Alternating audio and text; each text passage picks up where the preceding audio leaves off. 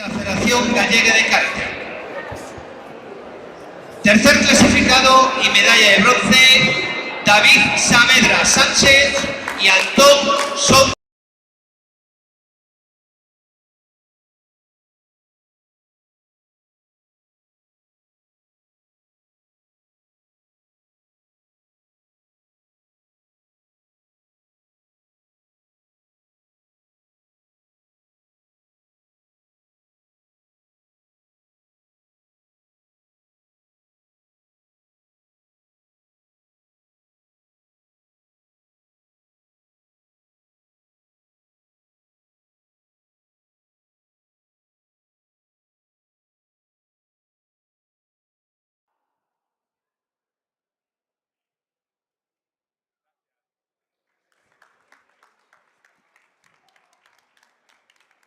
A continuación pasamos a Kata Veterano 2 femenino.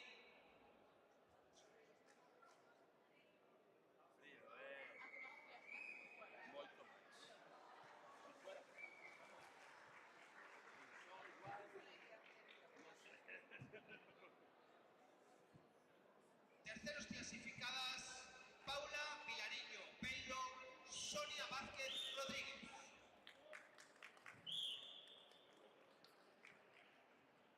Segunda clasificada y su campeona gallega, Nuria Esther García Moro.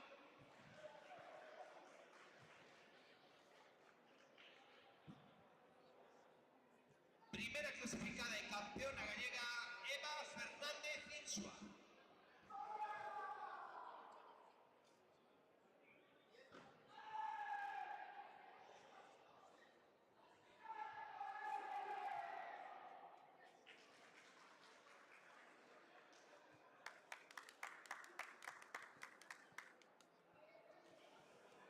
Damos paso a la entrega de la modalidad Kata Senior femenino.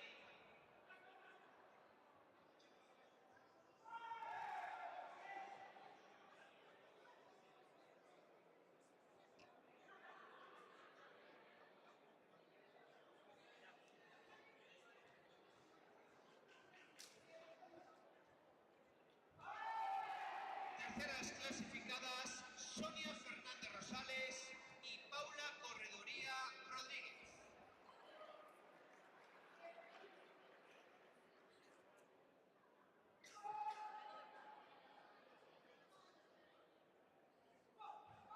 Segunda clasificada y su campeona gallega, Leticia Borges López.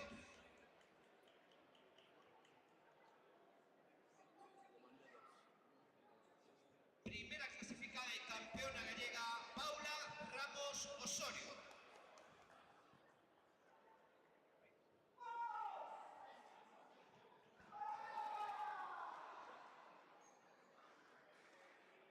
Pasamos ahora a la entrega de Kata Veterano 1 masculino.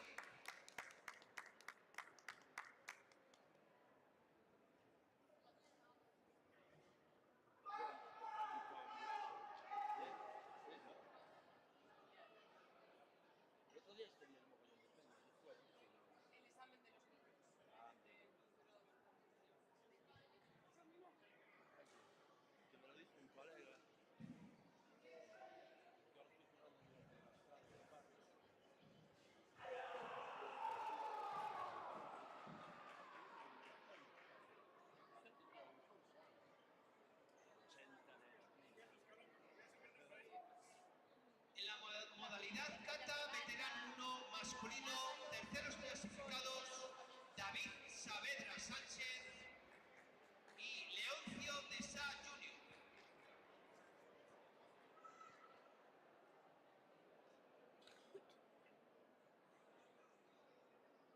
Segundo clasificado y subcampeón gallego, Alberto Torrecilla Martínez. Primer clasificado y campeón gallego, Alejandro Gil Díaz.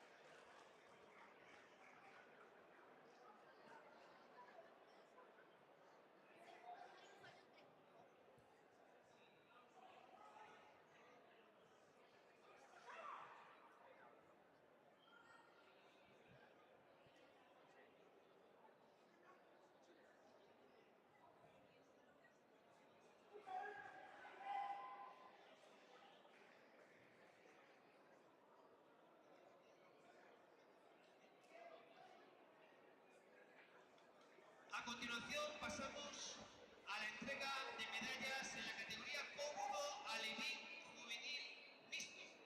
Enlace tatami 1, a mesa central. Enlace tatami 1.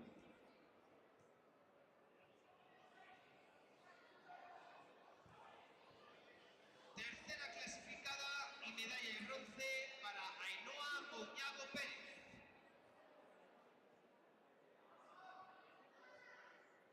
Segundo clasificado, Bruno Barreiro Couñago.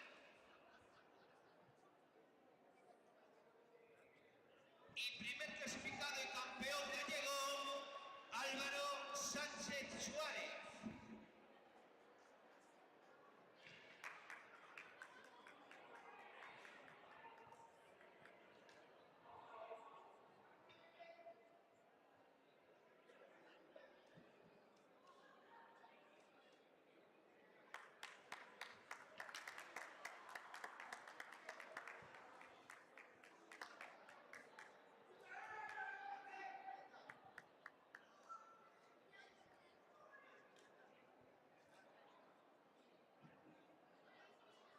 Raquel Fernández, por favor, sitúese en el podio.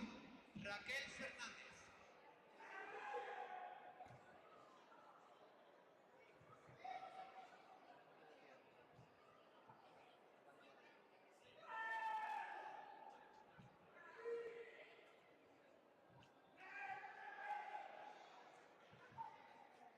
A continuación pasamos a entregar las medallas en kata veterano 1 femenino.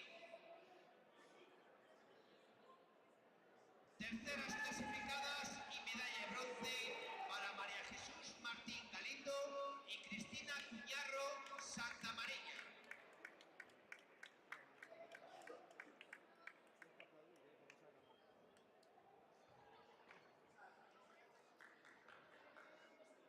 Segunda clasificado y subcampeona gallega, Raquel Fernández Cruz.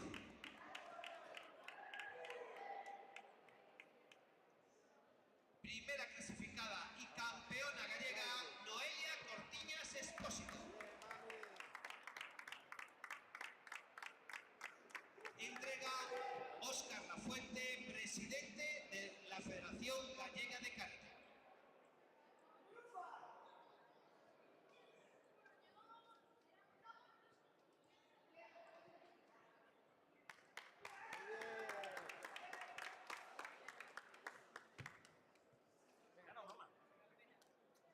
Una foto ahí con mami.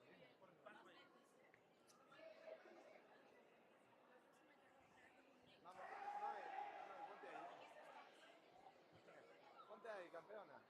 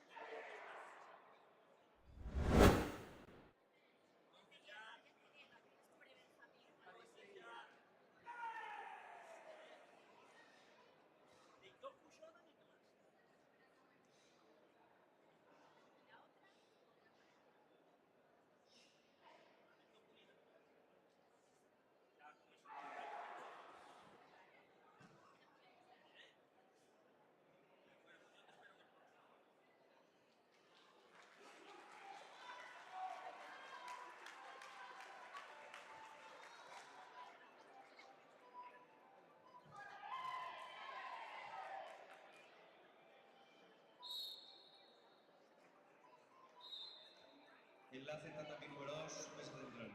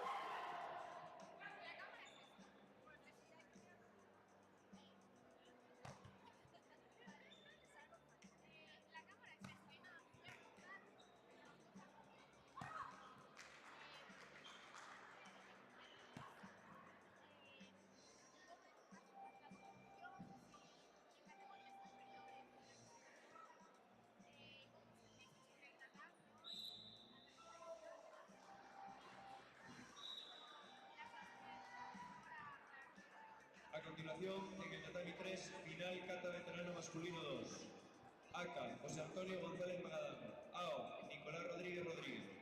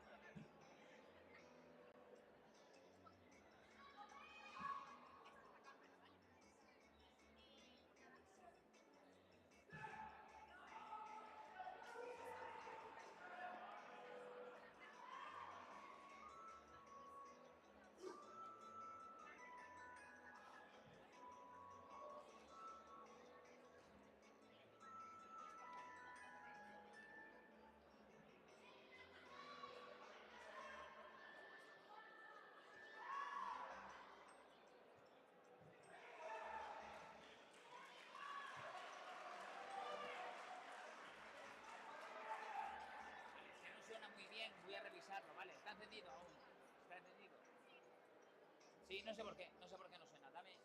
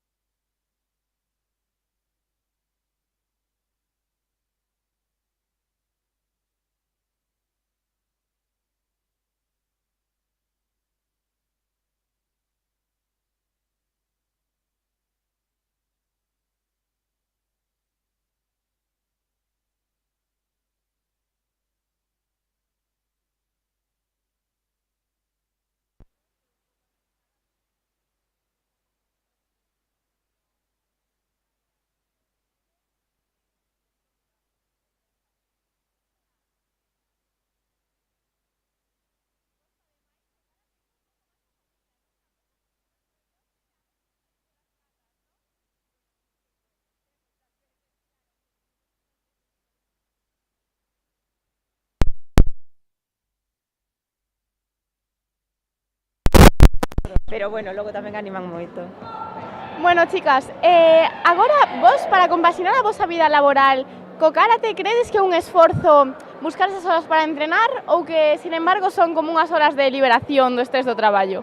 As dúas cousas. Supón un esforzo, pero bueno, é a hora que dedicamos a facer algo de deporte, que sempre está ben facelo, e tamén é un momento de liberación. Chegas coa cabeza chea de outras actividades, de outras cousas, e aí desconectas totalmente.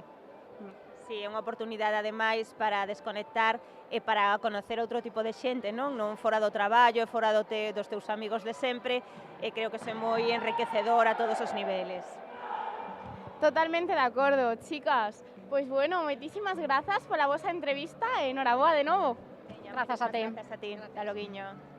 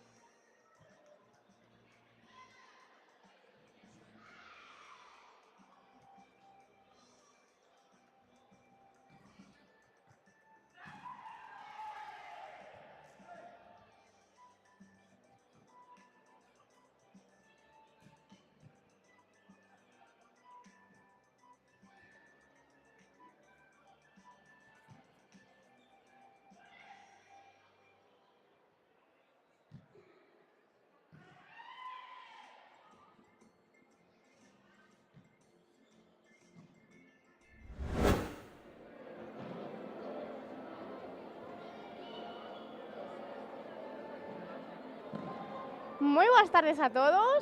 Bueno, continuamos aquí no pabillón municipal de Chantada, en Lugo. Xa remataron as categorías de kata e agora están comezando as de kumite e as de kobudo. A verdade é que temos aquí bastante participación.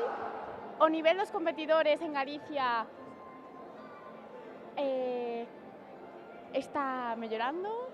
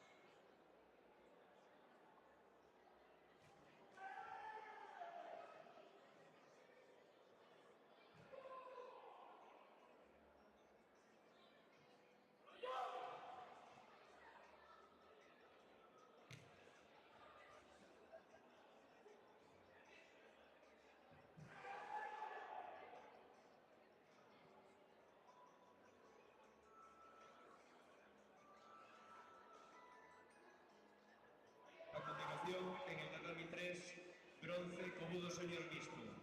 ACA, Óscar Sánchez Piña. AO, Esther Sieiro Álvarez.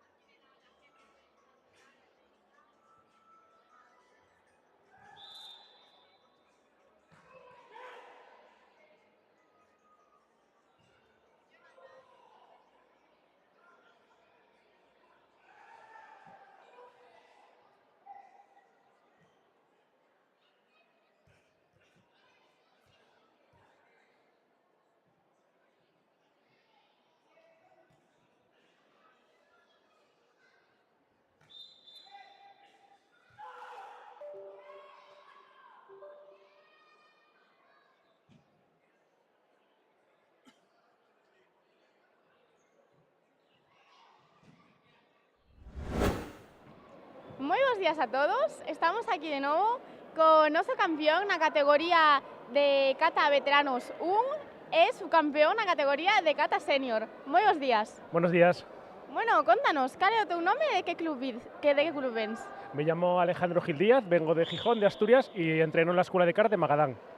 Bueno, primeiro, noraboa por estas medallas. Muchas A continuación, en el tatami número 2. Bueno, contanos, como te sentiches o día de hoxe realizando as catas? Crees que houve moita competencia? me sentí muy a gusto, pero la rivalidad fue muy grande. Aquí en Galicia hay un nivel muy alto, tanto en categoría senior como en categoría veteranos. Cada año es más difícil optar a las medallas, pero la verdad es que me sentí a gusto. Desde las primeras rondas, poco a poco, fui metiéndome en el campeonato y afortunadamente pues, los resultados acompañaron. Pero la verdad es que cada vez el nivel está más complicado y es increíble venir aquí a competir y alcanzar estos resultados. Sí, sin duda, la verdad es que aquí todo el mundo quiere ganar, ¿no? Y todo el mundo lucha por ese primer puesto, que bueno, al final lo conseguiste.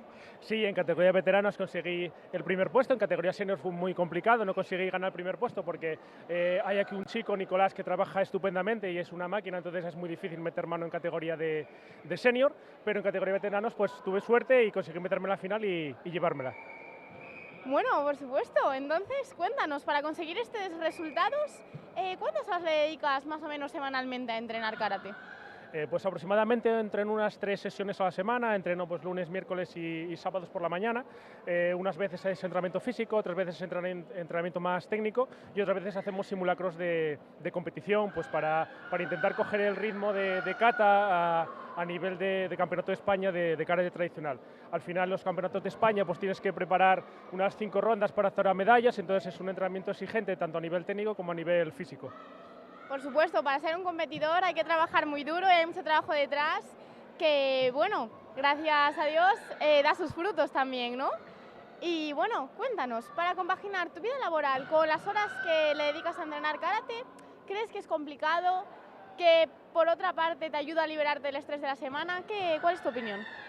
Bueno, yo creo que siempre es complicado pues, con los compromisos laborales, compromisos familiares, sacar tiempo para entrenar, pero creo que es importante pues, a nivel de salud mantenerte fuerte, mantenerte en forma y creo que también es una válvula de escape para poder rendir mejor en las otras compromisos que tienes a nivel personal y a nivel laboral. Entonces, al final, yo creo que es indispensable entrenar, hacer entrenamiento 2-3 días a la semana, ya sea preparación física, preparación técnica, para poder rendir en otras facetas a nivel laboral. O sea, es decir, no entiendo una cosa sin la otra. Hay que entrenar, hay que mantenerse fuerte, entonces el entrenamiento forma parte de mi vida siempre.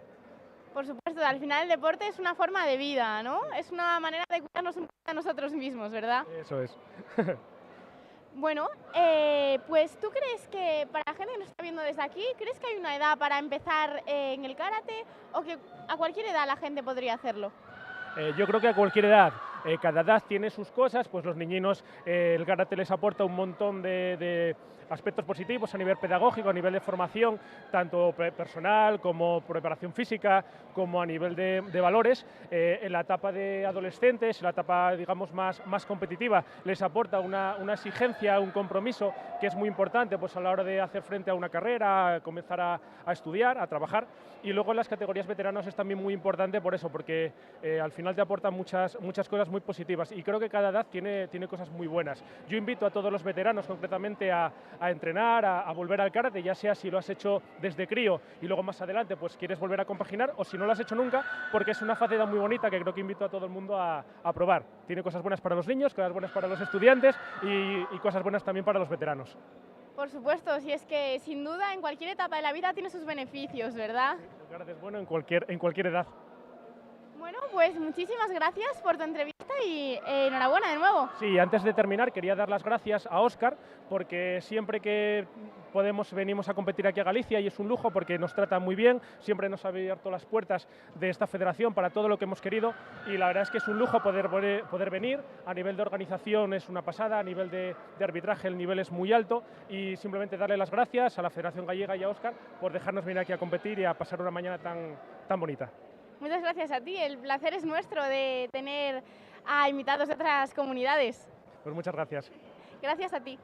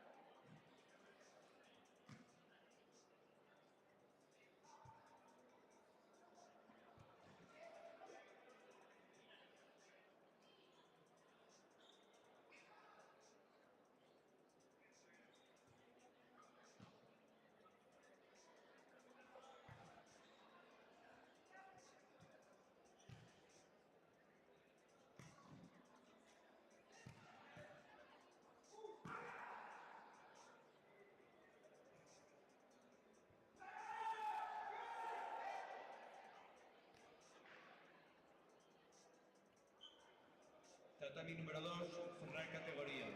Tatami número 2, cerrar categorías.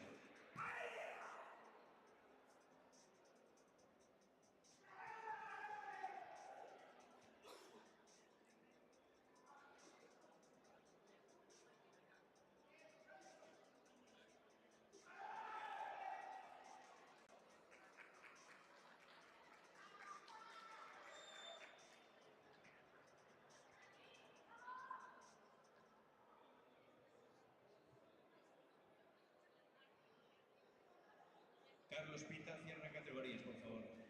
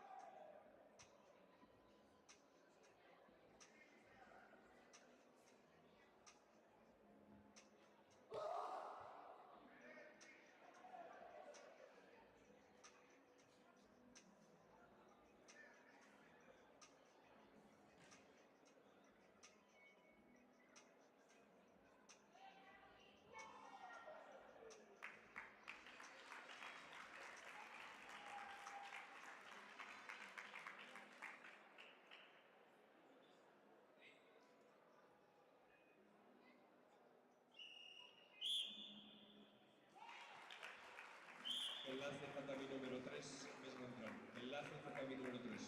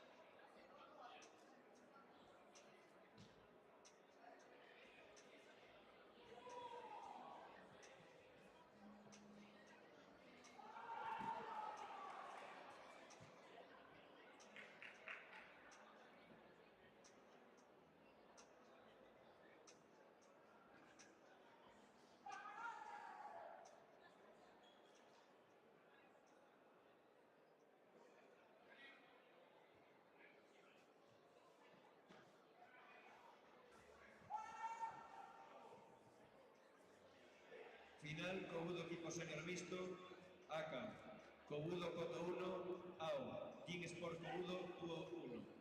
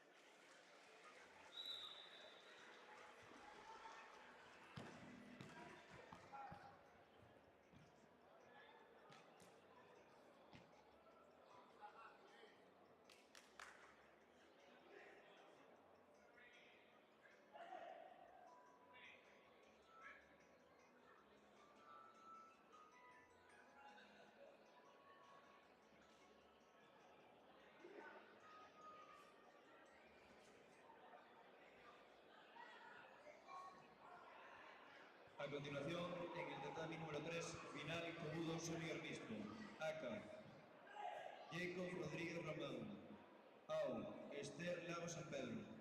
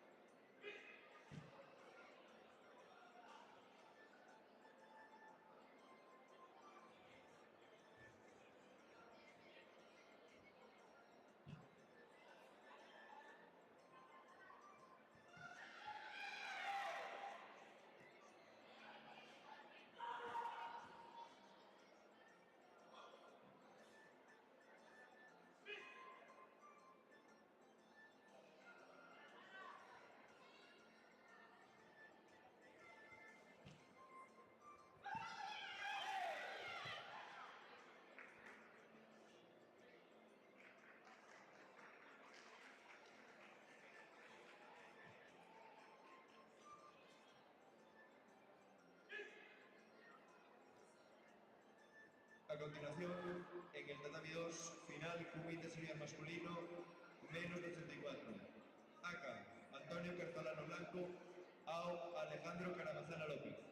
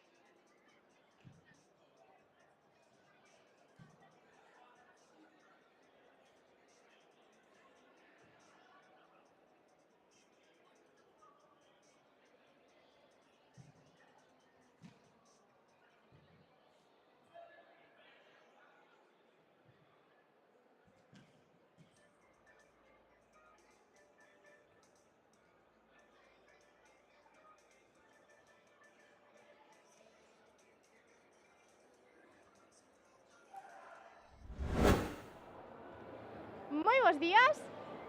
Estamos en esta ocasión con Oso campeonísimo en la categoría mixta de Cobudo. Hola, muy buenos días, Álvaro. Hola, Bueno, Álvaro, contanos aquí a todos, ¿cuál es tu club? mi club es Gym Sport y a veces, bueno, yo de horas que entreno pues más o menos a veces 4 y otras veces 8.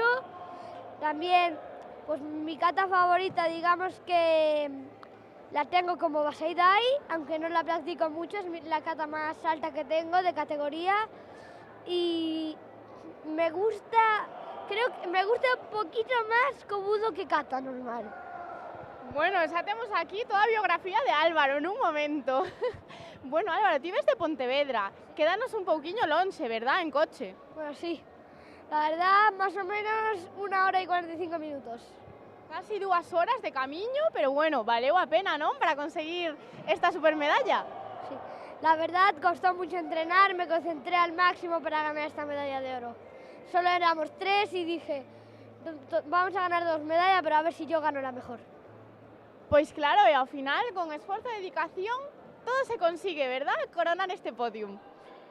Pues la verdad, la fuerza la tienes en la confianza y dentro del corazón. Sí, señor, dentro do corazón é a forza máis importante e máis bonita de todas, Álvaro, claro que sí. E bueno, para controlar estes nervios antes de sair, ti que forza utilizas, a da cabeza ou do corazón? Yo uso yo siempre os recomendaría a todos los que estáis escuchando esto que uséis siempre la fuerza del amor y de la esperanza. A forza do amor e da esperanza, chicos, todos os que estades escoitándonos dende aquí, é o que tens que facer para controlar os nervios antes de salir, verdad? Siempre ten confianza en ti mismo y así los nervios serán y podrás hacer todo lo que tú quieras porque tus emociones nunca te controlarán a ti. Sen ninguna dúbida, e así se consigue este primeiro posto, verdad? Aparte de con moitas horas de entrenamento, verdad, Álvaro? Sí. Bueno, Álvaro, dende aquí, de todas as persoas que nos están vendo, a quen lle queres dedicar esta supermedalla de ouro? Pues exactamente a toda mi familia. Y a ver, a mi coach también, que es mi padre, y a Diego, que no se lo esperaban a nada. Moi ben, Álvaro, pois dende aquí dedicamos esta medalla a todos eles. Moitísimas grazas pola túa entrevista e enhoraboa por esta supermedalla de novo. Gracias. Gracias por la entrevista y gracias por todo. Grazas a ti.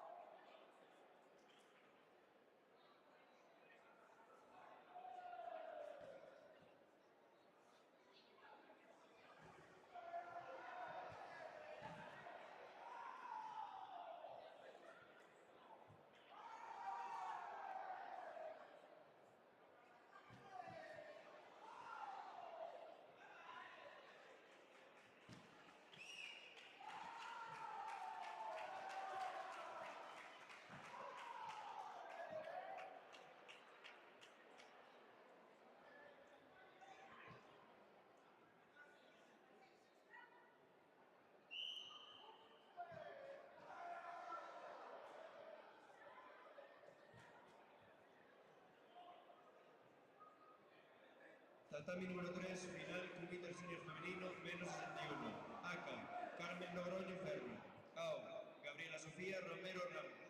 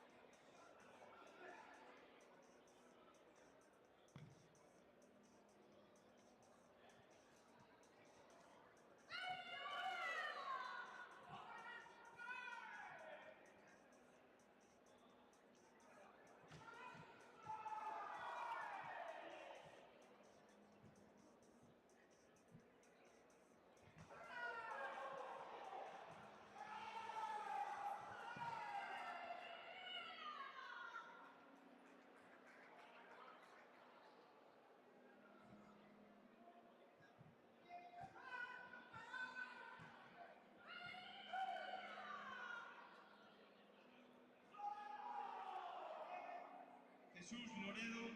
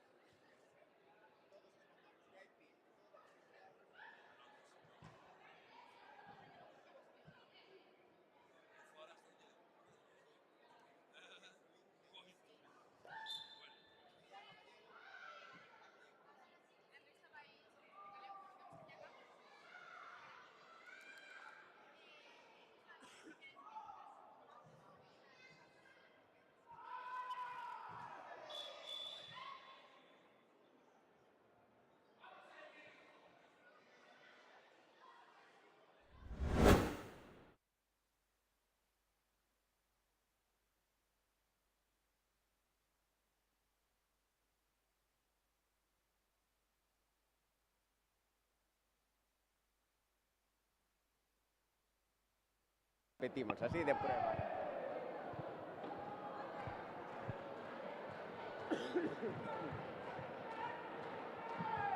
Moi bons días, agora sí, despois destes falliños técnicos, comezamos a nosa entrevista. Nesta ocasión encontrámonos con Diego Otero Veiga, concelleiro de Deportes do Concello de Chantada. Moi bons días. Moi bons días a todas e a todos e benvidos pois a esta mañán fría, pero benvidos ao corazón de Galicia. Desde logo, este frío galego fíxose notar nesta mañá de competición, de campeonato. Bueno, xa que estamos neste campeonato, primeiro gustaríanos agradecerlle o inestimable apoio do Concello de Chantada para que hoxe se este realizando aquí este campeonato galego absoluto e de clubs. Bueno, pois o prazer é noso, eu en nome de todo o Concello e dos chantadinos e chandadinas, pois é un orgullo que cando nos viñeron da Federación, o presidente Óscar Lafuente e o presidente pois, do Club de Karate de Chantada Iñaki a facer esta proposta, estudámolo. A verdade é que nos levou pouco tempo porque sí que vendo o potencial, a cantidade de xente que move, pois era pois un prazer pois que contaran co Concello de Chantada, un concello de apenas 8.000 e pouco habitantes, pois que conte cunha competición desta envergadura. O prazer é noso, por suposto. Bueno, gustaríanos saber cales son as súas primeiras impresións de como se está levando a cabo este campeonato. Pois a verdade é que a impresión, cando viña pola mañán cara aquí, pois non o traía en mente, non? E leveime unha sorpresa porque vin unha cantidad inmensa de xente xa pola rúa, dalle moito movimento ao pobo, e a verdade é que unha das cousas que nos levou a aceptar pois que a colaborar con a Federación para que este campeonato se fixera aquí é darlle visibilidade a este deporte como é o karate, que moitas veces pois nestas zonas, en Chantada en concreto, sí que xa era visible porque existe ese club de karate, pero bueno, transmitirlle e traerlle aquí a Chantada a xente pois o de que se trata ese deporte, porque moitas veces estamos habituados a tire pois campeonatos ou partidos de fútbol e de baloncesto, pero non esta clase de deporte. Creo que era pois a nosa obriga pois traelo a Chantada e as sensacións pois son moi boas, a verdade. Pois sen ninguna dúbida, xa era hora de que se realizase aquí este primeiro campeonato de karate en Chantada. Estamos aquí desde a Federación Galega mostrando a todas as nosas innovacións, non? Tanto a nivel de logística, coas pantallas gigantes, con todo o equipo técnico, como a nivel de organización, estamos tendo moitas melloras dentro da Federación para levar o karate galego a outro nivel. Vostede que opina sobre este aspecto?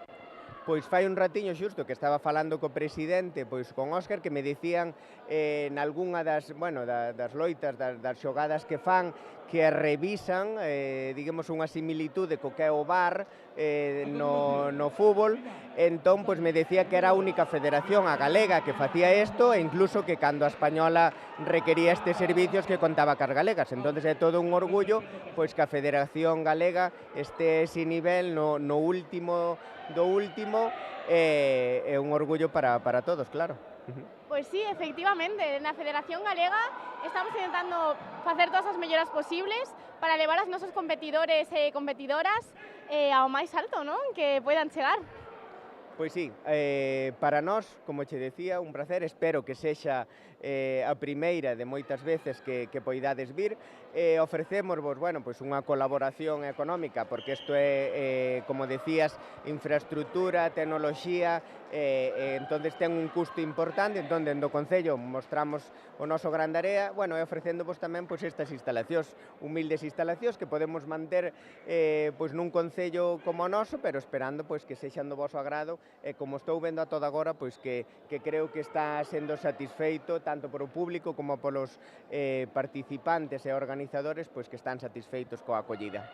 Pois sí, sen ninguna dúbida, nos agradecemos moitísimo todas as vosas colaboracións. Bueno, ademais de todas as infraestructuras, do pabillón, en Chantada o karate está moi ben representado por o seu club, non? Vostede supoño que estará orgulloso do seu traballo. Pois sí, é verdade que no Concello contamos con numerosos clubes de todas as disciplinas deportivas, pero Karate con Iñaki, que é un referente xa tanto na federación, pero tamén o é en Chantada porque leva moitos anos pois xa traballando para conxunto cas escolas deportivas e uns cantos anos, pois potenciando este deporte e levando o nome de Chantada pois por Galicia, por España adiante. Pois sí, sen ninguna dúbida. Ademais, neste Concello o tema do deporte está máis expandido tamén a outros ámbitos, non? Ademais do karate, vostede que deportes cree que son máis representativos de Chantada? Pois mira, temos, como ti ben dis, pois un amplio abanico, moitos clubs, temos o club ciclista, temos o club de tenis, temos o club de carreira de obstáculos, temos 2 clubs de fútbol, que é un dos principais motores pois do deporte, xa que conta con moitas categorías, e temos o clube de baloncesto que está pois nunha liga tamén pois que recorre todo España. Entón, como lle digo, non me centraría só nun club, porque todos fan a súa labor, o club de atletismo tamén, é dicir, ao longo de todo o ano, pois Chantada conta cunha programación deportiva importante, a que este ano pois se suma o do karate, que non contábamos pois con actividades deste calado, pero importantísimo para nós. Claro, ao final todos os deportes están ascendendo, non? Tanto a nivel de Chantada como galego, para levar a vida dos nosos deportistas ao máximo nivel posible. E, bueno, ao final, unha vida con deporte é unha vida sana, non?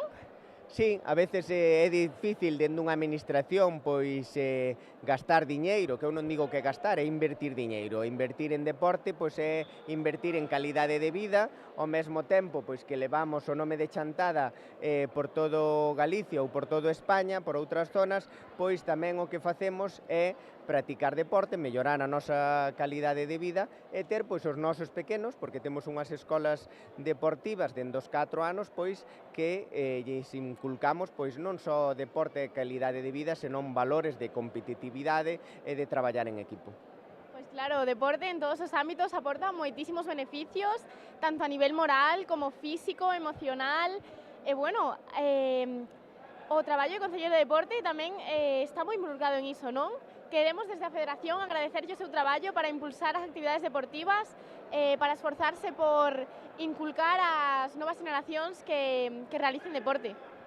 Pois sí, bueno, é un orgullo para min ser o Concelleiro de Deportes, porque a verdade, bueno, cando me propuxeron, pois lanceime á piscina, era pouco deportista, eso, sigo sendo pouco deportista, pero bueno, creo que é o meu deber como cargo público, pois coller esta área de deporte e levala ao seu máximo esplendor dentro das posibilidades que poida facelo, seguirei a facendo. Pois sí, a pesar do contexto, a verdade é que o traballo está realizado estupendamente e dende aquí queríamos darlle as grazas por todo o seu traballo realizado. Moi ben, pois moitas gracias a vos por contar con Chantada e traernos este campeonato aquí ao corazón de Galicia. Bueno, pois moitísimas grazas pola súa entrevista e unha vez máis, grazas polo seu estupendo traballo. Gracias a vos.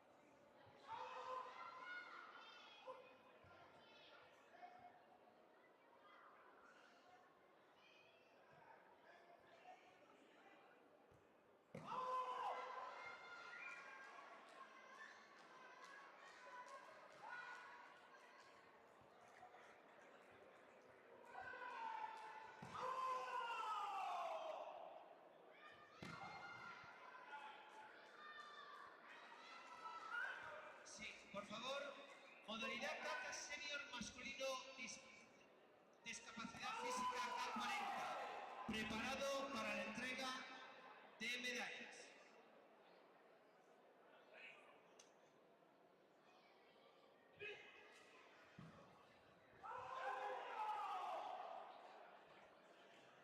Kata senior masculino, discapacidad intelectual, por favor, prepárese para las medallas.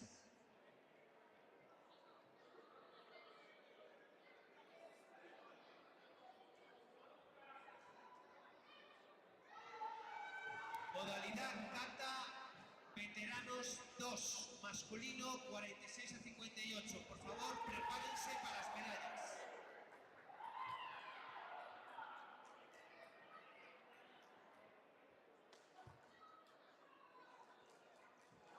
Todos los medallistas de Comudo Senior Mixto y equipos, por favor, prepárense al lado del podio para las medallas.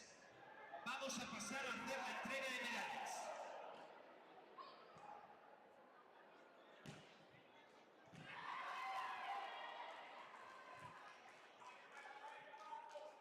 También la modalidad Kumite Senior masculino menos de 84 kilos, Kumite Senior femenino menos de 55 kilos y Kumite Senior femenino menos de 61 kilos. Por favor, sitúense al lado del podio para la entrega de medallas.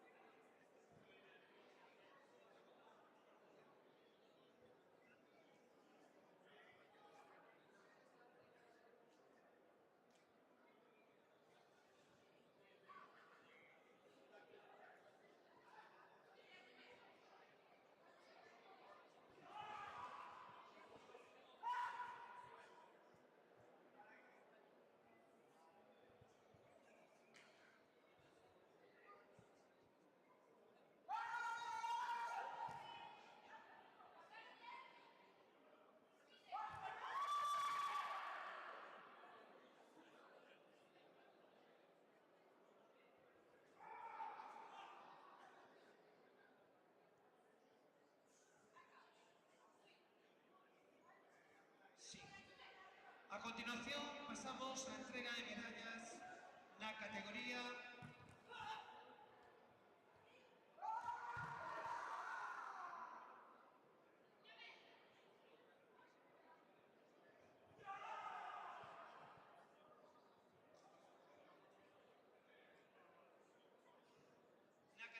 Kata Senior masculino, discapacidad física K40. Entrega medallas Diego Otero Vega, concelleiro de Deportes do Concello de Chantal. Primer puesto e campeón Marcos Movilla Martínez.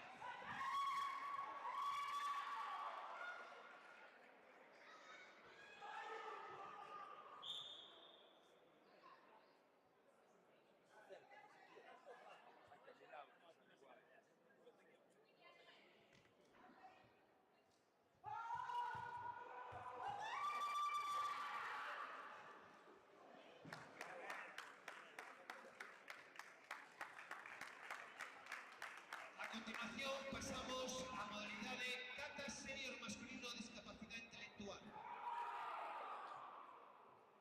Entrega Conchi Fernández, concelleira de Parques e Sardís do Concello de Chantada, xunto a Óscar Lafuente. Campeón Iván Pazos Cuñal.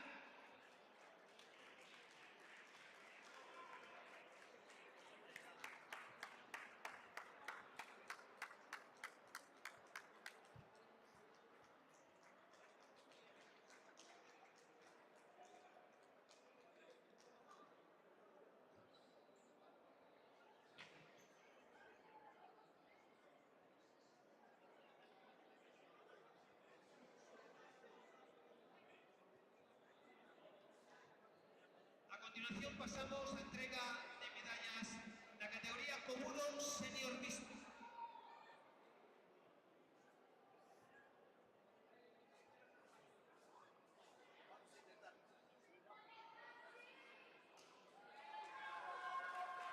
Entrega nuevamente Diego Otero Veiga, concelleiro de Deportes do Concello de Chantal, xunto a Óscar Lafuente. Terceros clasificados en medalla de bronce para Óscar Sánchez Piña e David Rodríguez Negro. Segundo clasificada subcampeona Esther Lago San Pedro. El primer clasificado y campeón galego Jacobo Rodríguez Román.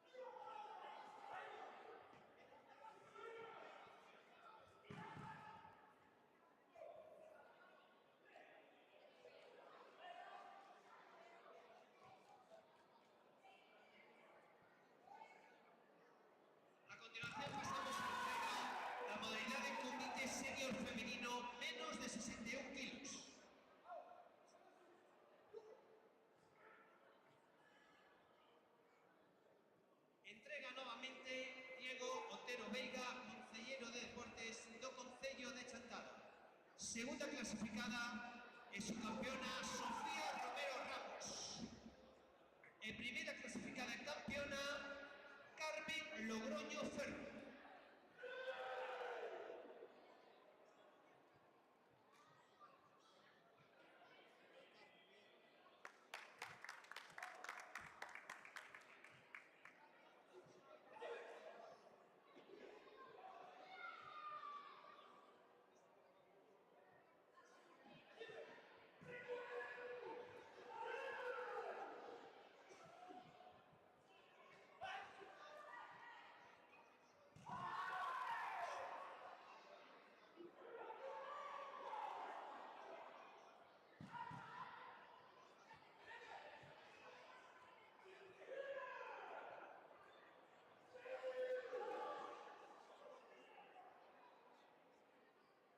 A continuación, pasemos a entrega la modalidad de cómodo equipos.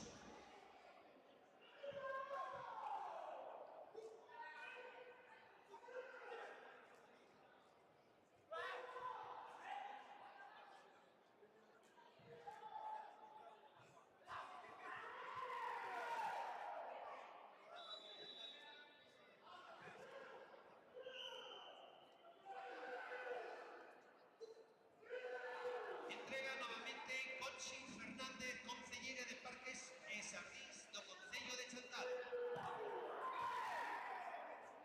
Terceros clasificados, Gin Sport, Dúo 2. Segundo clasificado es su campeón, Gin Sport, Comudo Dúo 1. El primer clasificado es campeón galego, Comudo Ocoto 1.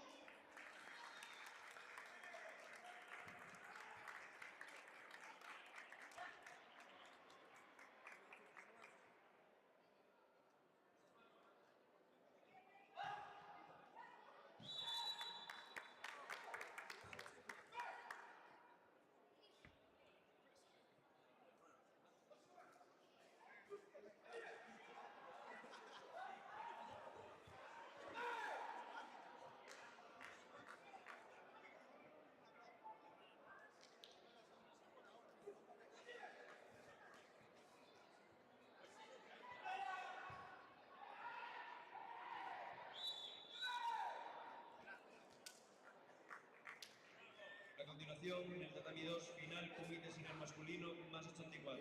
AK, José Manuel Iglesias Padilla. AO, Jordi Mendoza González.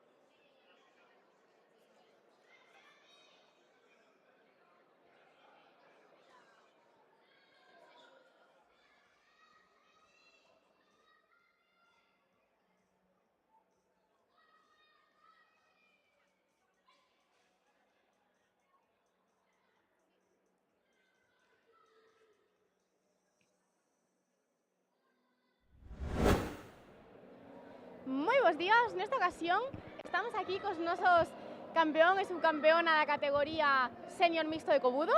Hola, chicos. Hola. Hola.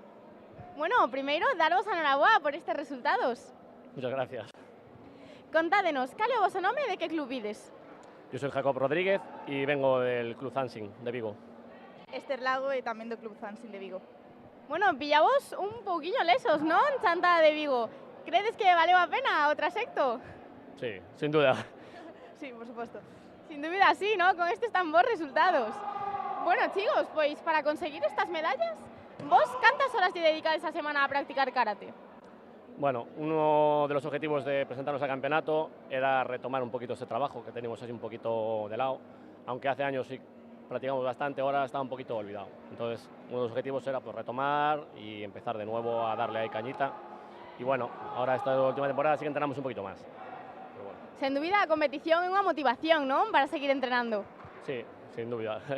A forma de plus extra, de... Meter un poquillo de presión, non? Bueno, e vos dedicades de máis horas ao karate tradicional ou ao kobudo? En noso caso, no karate tradicional. Sí, o karate tradicional. Ainda que estes últimos días estivemos practicando un pouco máis kobudo de cara ao campeonato. Bueno, polo que vemos, tedes tamén moi bons resultados, Sí, a ver, estamos dando de duro estas semanas, este último mes, centrámonos un poquinho máis nas armas, e sí que, bueno, os resultados están aí. Pues sí, sen dúbida, con esforzo e dedicación todo se consigue, ¿verdad? Sí, por suposto. Bueno, chicos, e vos para compaxinar o karate coa vosa vida laboral ou de estudiante, credes que é complicado, que vos axuda, vos perxudica? A ver, é complicado. Eu, no meu caso, son autónomo, entón podemos organizar un pouquiño, pero sí que, a ver, é un sacrificio, todos os que estamos aquí o sabemos, que, bueno, o karate é iso, é sacrificio, é intentar darlle duro. No meu caso, son estudante e compaxinar é un pouco máis fácil. Unha boa organización das horas e tal, e xa podes organizarte ben para poder entrenar as horas a semana. Pues claro, ao final a organización é a clave de todo, ¿no? Para poder realizar todas as actividades no día a diario.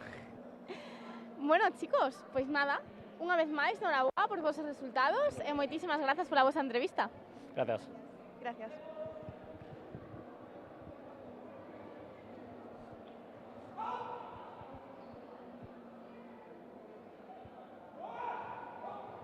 Vale.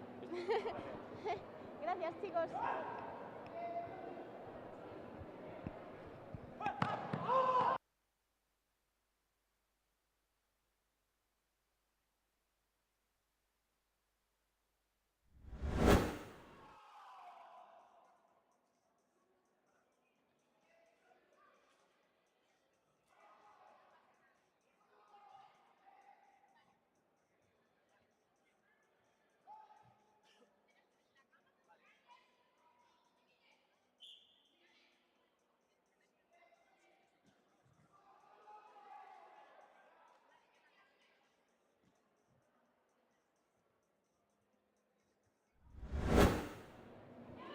Bos días de novo, nesta ocasión estamos con nosos medallistas de bronce na categoría senior mixto de kobudo. Hola, chicos. Hola, que tal? Moi buenas. Todo ben.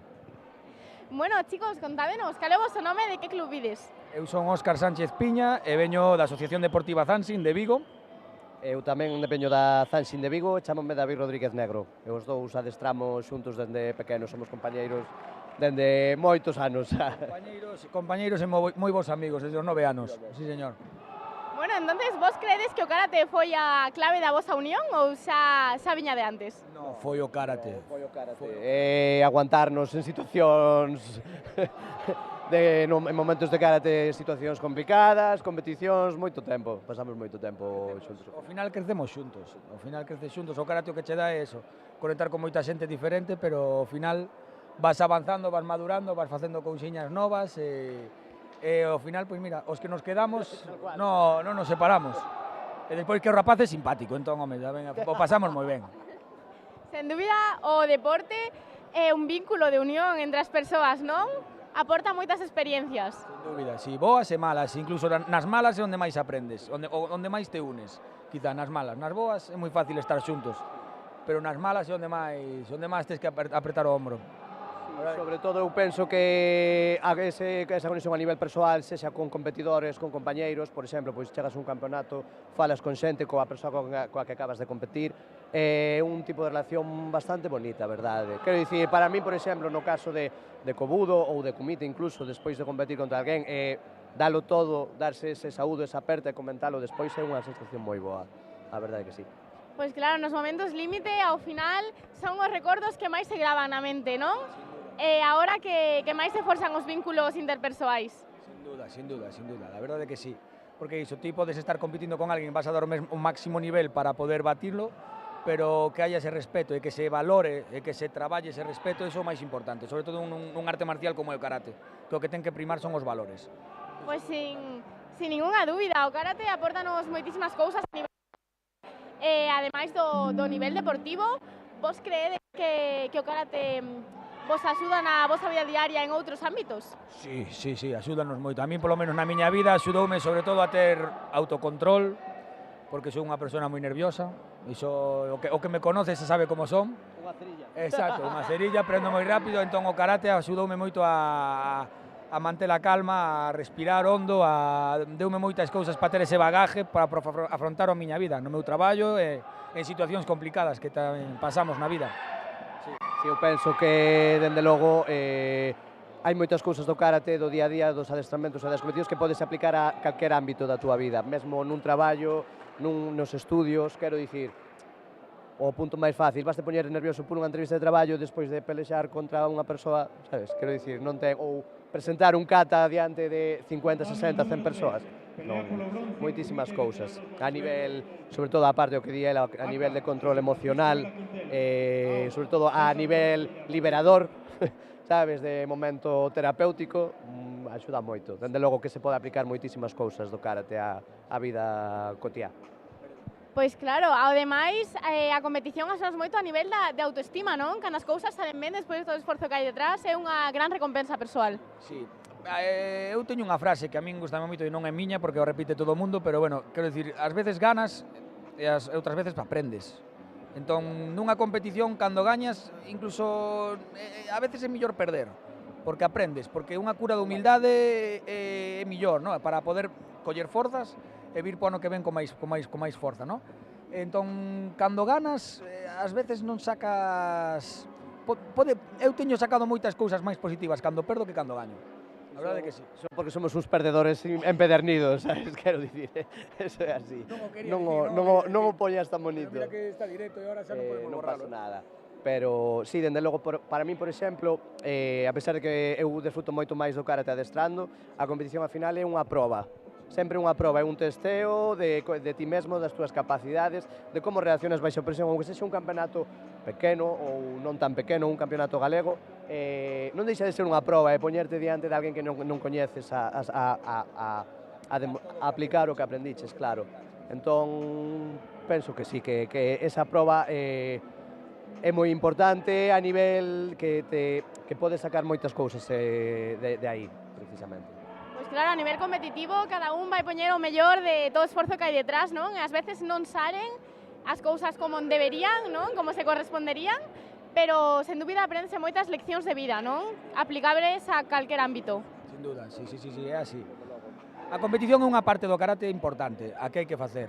Nós, quizá, pola nosa forma de entrenar, nos entrenamos moito karate tradicional, é o que máis entrenamos, o que entrenamos entre semana é karate tradicional, quizá non temos tanto rodaxe ou tanta preparación para a competición, pero ás veces que vimos, pois intentamos sempre dar o millor. A competición dache unha cousiña que é eso, poder aplicar en tempo real todo o que practicache no entrenamento. Eu penso que é moi importante vir aquí e manter viva a competición. Sí.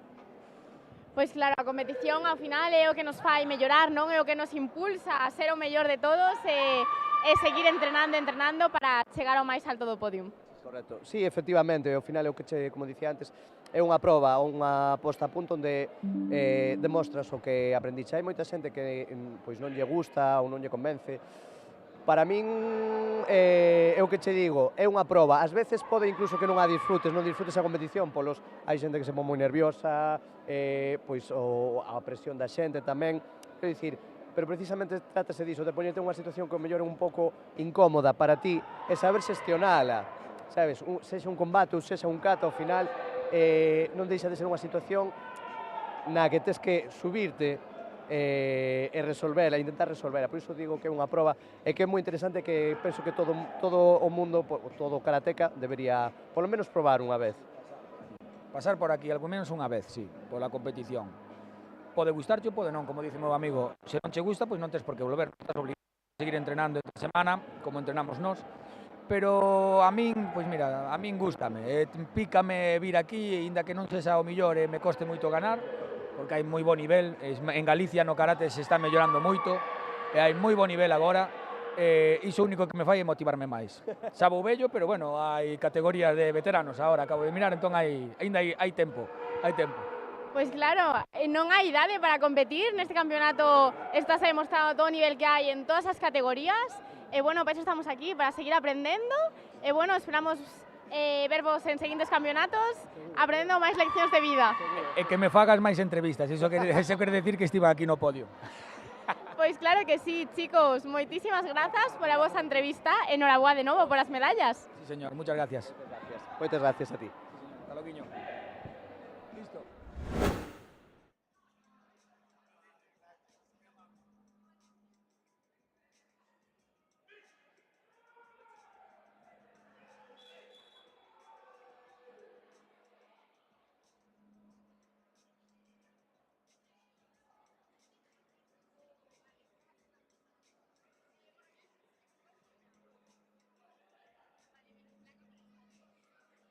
Óscar Lafuente, la mesa central, por favor.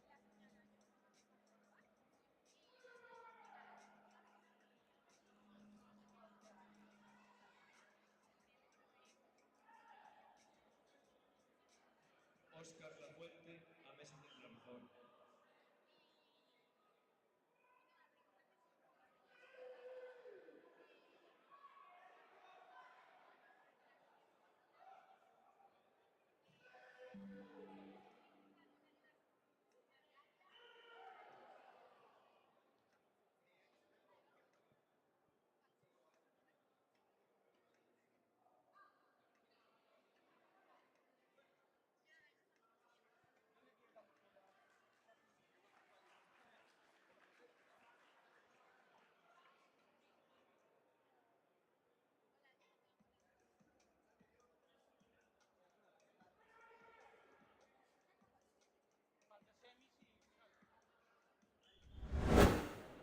Moi bons días a todos de novo. Nesta ocasión estamos aquí coa nosa campeona da categoría de Kumite Senior menor 61.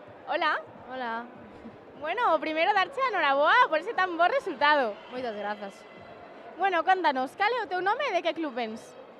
Pois chamome Carmen Logroño e son de Gym Sport, Pontevedra. Bueno, Carmen, píllate un pouquiño lexos de aquí o teu club, non? Crees que valeu a pena o traxecto? Sí, por supuesto. Se é unha dúbida con estes tan bons resultados. Volverías a facelo? Sí. Bueno, Carmen, contanos, ti para conseguir estes tan bons resultados, cantas horas lle dedicas a entrenar karate a semana? En realidade, dúas, ás veces unha porque teño outro deporte, entón o compagino. Claro, é un pouco difícil compaxinar, non? Entre as cosas da vida diaria. Ti crees que é complicado compaxinar os teus estudos con todos os teus deportes? Ou crees que en verdad se axudan a rendir máis na tua vida escolar? Ás veces sí que é un pouco complicado, pero se sabes organizar máis ou menos, o levas ben. Pois claro, a organización é a clave de todo, verdad? Bueno, Carmen, pois nada, moitísimas grazas pola tua entrevista. Contanos dende aquí, lle queres dedicar esta medalla a alguén de todas as persoas que nos está vendo? A miña avoa, Flora, que está por aí purulando. Pois desde aquí esta medalla dedicada para ela. Bueno, Carmen, moitísimas grazas pola tua entrevista e enhoraboa por esta medalla. A ti.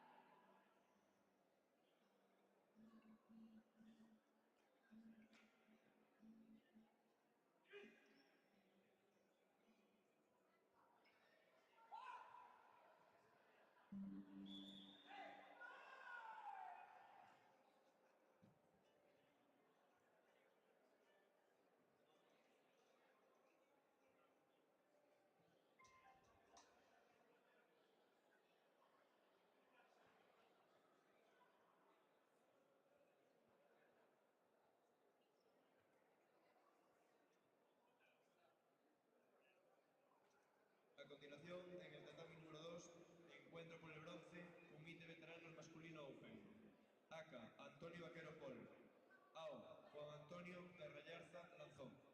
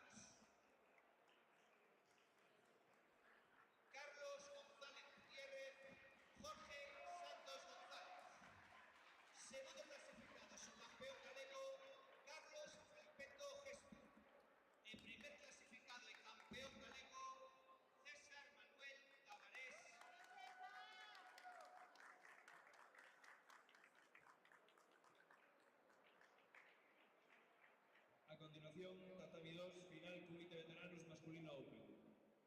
ACA, Marcos López Balado. AO, José Antonio González Magadán.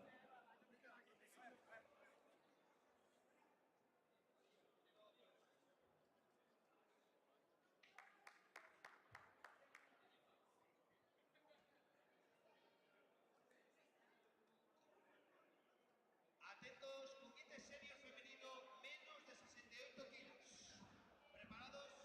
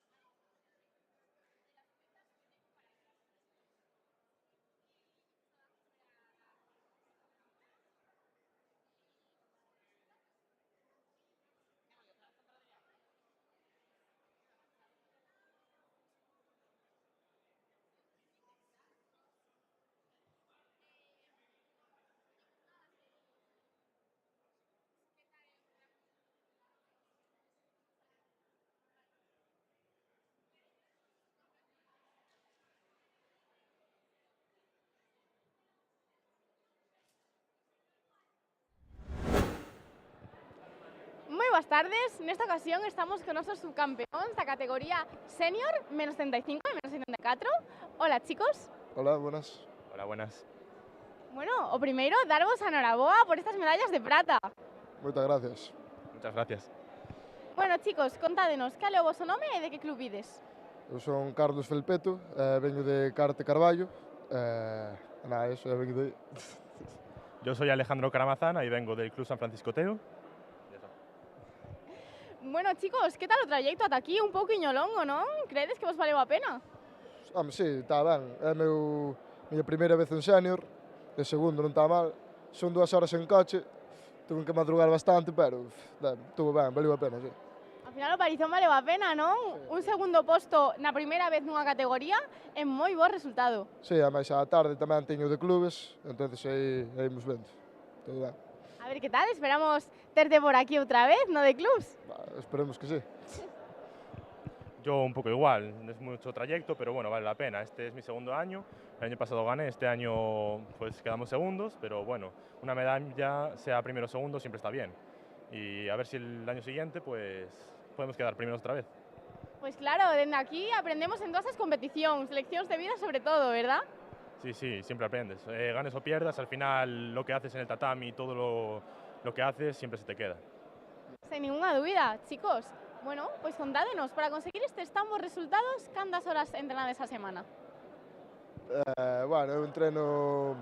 Ahora, como está meu irmán lesionado, entreno solo luns, miércoles e viernes. Entreno 1 hora e media. Antes, se está meu irmán ben, entreno martes e jueves tamén con el polas mañáns. E así entrenamos todos os días da semana. Por lo que vemos por aquí... 1 horiña e media entrenamos cada día. Moitas horas a semana, non? De esforzo para conseguir estes resultados. Sí, pero é para mellorar tanto eu como meu irmán, sobre todo. El quere aproveitar e tal, porque xa o tempo pasa, non? E hai que darlle duro e iso tamén me ven ben a min, porque eu ainda son bastante joven, entón pode me vir ben a min para o futuro. Pois claro, ao final heredamos un pouco, non? A competitividade da familia. Sí, claro, por eso entrenamos así. Bueno, por aquí... Yo entreno solo martes y jueves, 1 hora y media, porque ahora estuve con época de exámenes, entonces tuve que dejar un poco de lado los entrenamientos para poder sacar bien el curso, pero ahora supongo que ya empezaré a entrenar 4 días a la semana y a ver si para el próximo campeonato nos va mejor. Pues claro, ás veces é un pouco complicado compaxinar a vida de estudiante coas horas de entreno, non? Vos cal credes que é o método para conseguir compaxinar as dúas cousas? A ver, eu ahora mesmo non o sei porque saqueime un ciclo en diciembre e agora non estou facendo nada. Estou axudando cos rapaces ali en karate, porque claro, meu pai é profesor, e estou axudando ali cos rapaces. Pero a ver, estudiar, pois non sei ben, estudias cando podes, cando estás na casa, e cando tens que ir entrenar vas, e o volver, se ainda non o levas ben, eu non sei ben como levar eso. Yo, pues depende. Si veo que el examen lo llevo muy bien, pues sí que hay que sacrificar un poco los entrenamientos, pero siempre hay tiempo para todo. Si te organizas, si sabes lo que hacer, al final siempre te da tiempo. Pues claro, con vontade, con esforzo e con ganas todo se consigue, ¿verdad, chicos? Home, claro. Bueno, pois noraboa de novo. Contádeme, queredes dedicarlle esta medalla a alguén especial para todas as persoas que nos están vendo desde aquí? Dedicarlle a meus pais, a meu irmán, porque non sei que sería de min sen el. E pouco máis, a meus amigos de Carballo, que creo que me viron, entonces, pois, eles quero dedicarlle. Yo a mi familia, a mis padres, a mi hermana y sobre todo a mi novia Cris. Pois dende aquí, un saúdo para todos eles. Moitas grazas, chicos.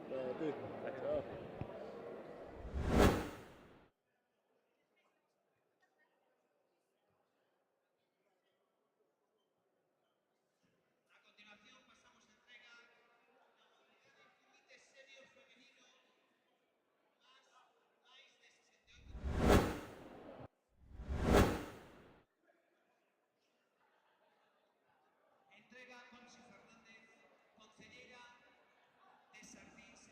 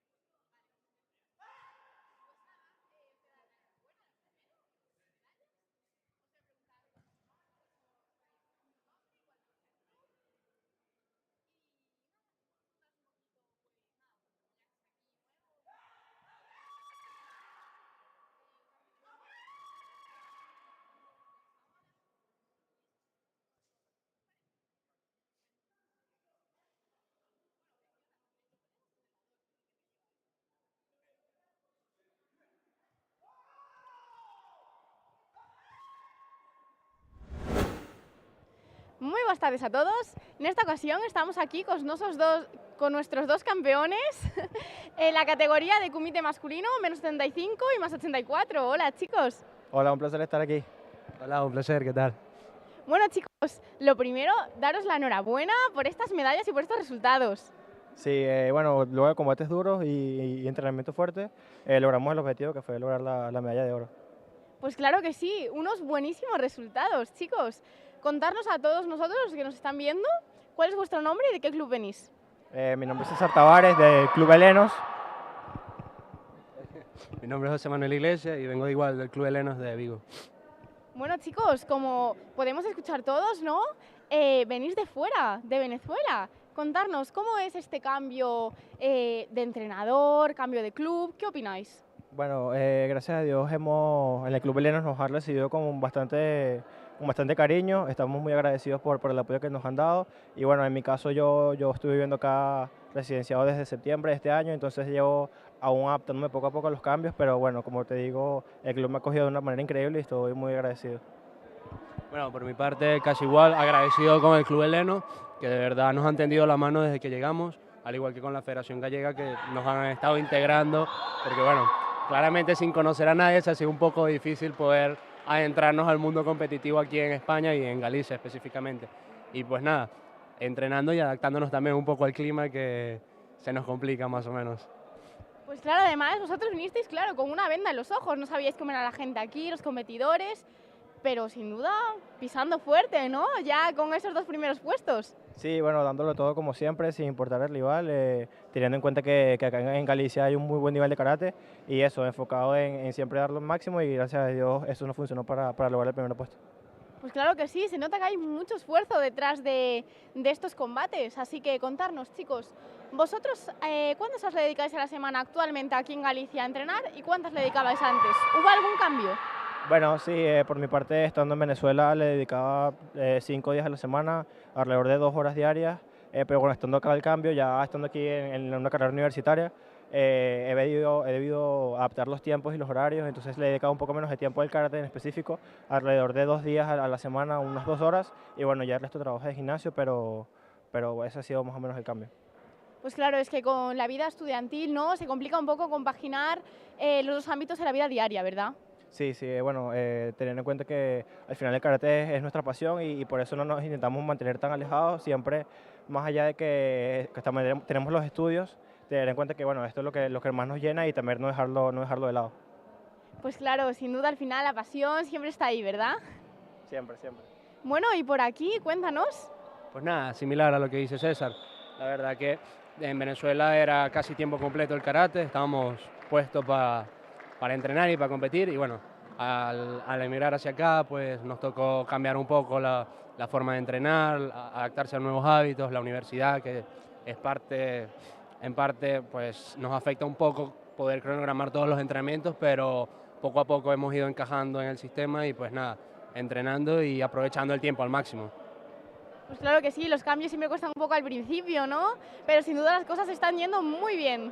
Bueno, sí, comenzamos con el pie derecho, esperemos que se mantengan así. Pues esperemos que sí, chicos, veros más por aquí, por estas entrevistas, ¿no? Que eso significa que estáis arriba del podio. Y pues nada, un placer tenernos aquí. 2 granitos de arena más a la competición gallega. Tal cual, agradecido también, como dijo José al principio, con la Federación Gallega por el procedimiento. A continuación, muchas gracias a vosotros, chicos, gracias por la entrevista. Menos 67. Acá.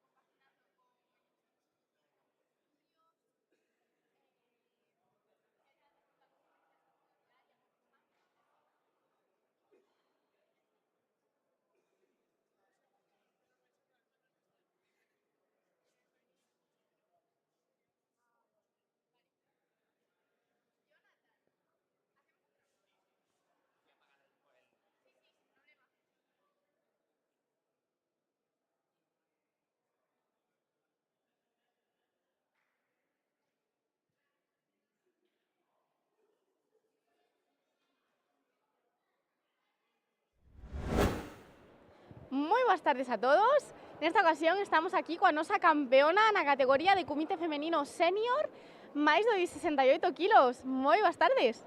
Hola, boas tardes. Bueno, o primeiro, darte a noraboa por esta medalla de ouro. Grazas, moitas grazas. Contanos, cal é o teu nome e de que club vens? Eu son Alba e veño do Buncai, en Caranza. Bueno, aínda queda un traxecto un pouquiño largo para chegar aquí, non?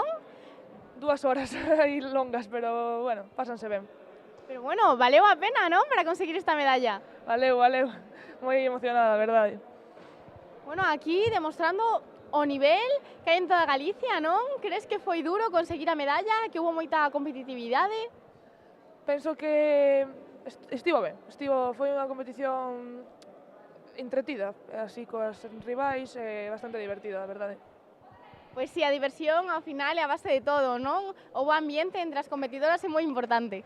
Sí, é moi importante porque, ademais, canto máis te divertas, mellor te sae. Aí vais mellorando e se os combates pásalo ben, pois é mellor que se estás sufrindo todo o combate. Sen ninguna dúbida. Ademais, unha sonrisa sempre alivia un pouco eses nervios antes de sair, verdad? Sí, os nervios poden xogar unha mala pasada, pero controlados ben hoxe. Controlados? Entonces, dende aquí, que lle dirías a todas as persoas que nos están vendo que lle costa un poquinho controlalos máis? Que consellos lle darías? Que pensen que están aquí porque son os gañadores, que están aquí porque entrenaron para elo e que poden, como calquera dos demais que están aquí, gañalo e que salgan con todo. Claro que sí, ir a por todas, verdad? A por todas. Sí, sempre. Non podemos salir a un combate pensando que imos a perder. Ainda que sexa mellor que nós ou que pensamos que é mellor que nós, hai que salir con todo e a intentar gañalo. Pois bueno, estas reflexións son de moita experiencia no karate, non? Pois sí, xa levo 12 anos xa agora, porque vou cumprir os 18. Competindo non levo tanto, pero xa o karate aporta moito coñecemento desde que empezas ata agora. Despois de 12 anos, prácticamente toda unha vida, non? Que crees que foi o motivo para continuar tanto tempo realizando este deporte? Pois, para empezar, todo empezou porque a miña irmá tamén facía karate e eu, pois, como ven a irmana pequena, ve a irmá maior e quere empezar tamén. Entón empecéi e vin que gustábame a cousa e xa cando empecé a competir xa aí foi non parar porque xa gustame moito competir aquí. Claro, foi de heranza familiar, non? Sí, xa veo dende a miña irmá. Aí empezou todo.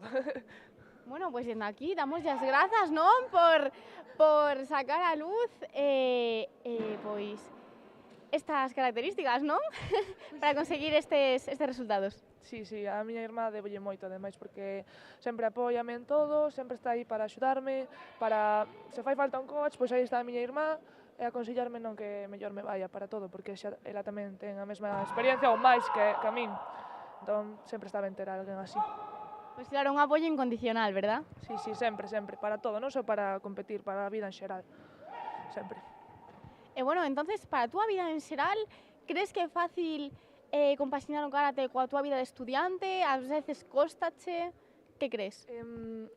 Neste curso, segundo bacharrelato que estou facendo, complicado. Neste é complicado porque, porque é segundo bacharrelato, estou con moitos exames e todo, pero en xeral organízome medianamente ben, penso que vou co que podo a todos, non dou máis nos estudios, pois esforceime, sei que xa está aí, e co karate tamén, se podo non faltar a entrenar, non se falta.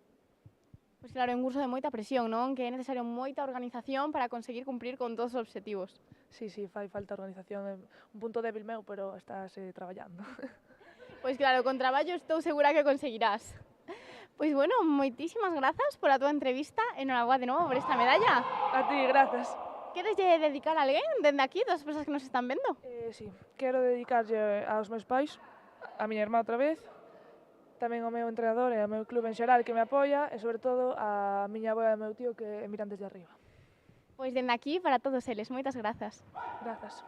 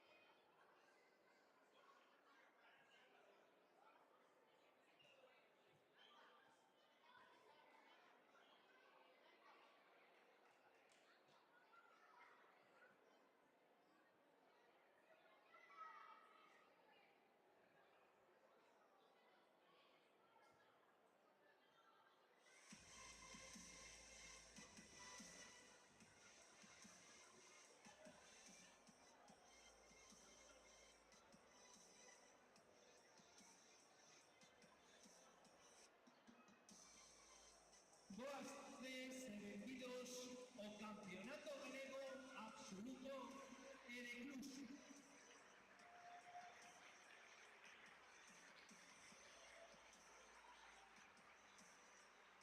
Nesta xornada de tarde daremos comezo a este campeonato no tatami número 1 con Cata Equipos Infantil Mixto, tatami número 2 con Cata Equipos Juvenil Mixto e tatami número 3 Cata Equipos Senior Mixto.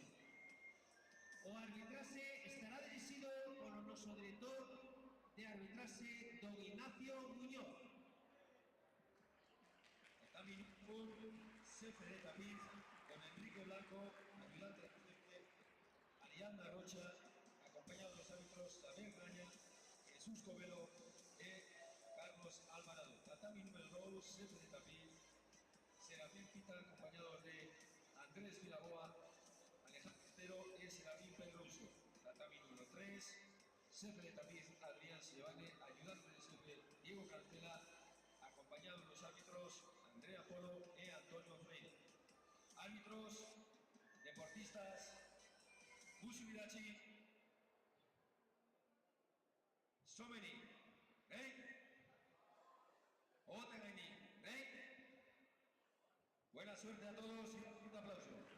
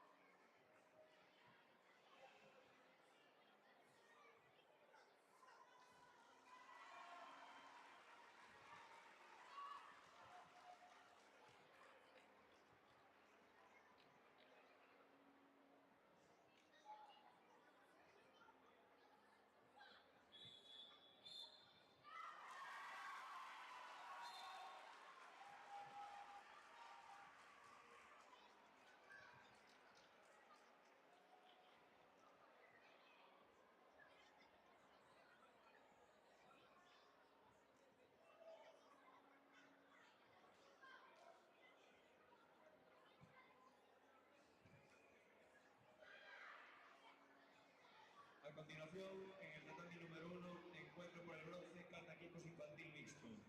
Aka, Nazar Rivenstone. AO, Sijat 10.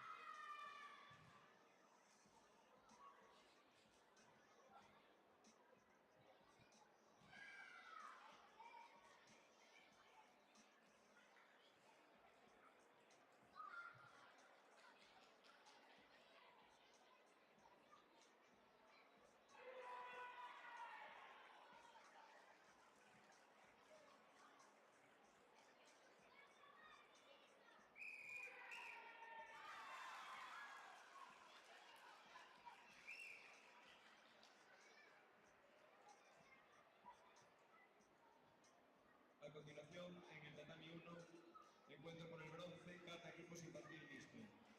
ACA y Río 1, AO, Sinal 6.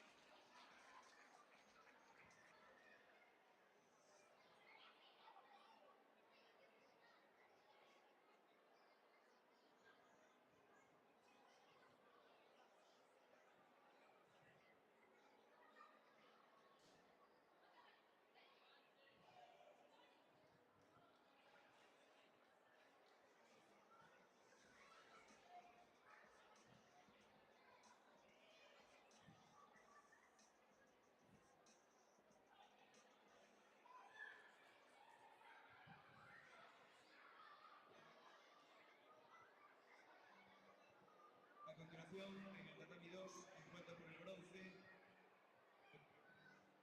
Cata equipos juvenil mixto. ACA, Sinal 15, AO, Sinal 16.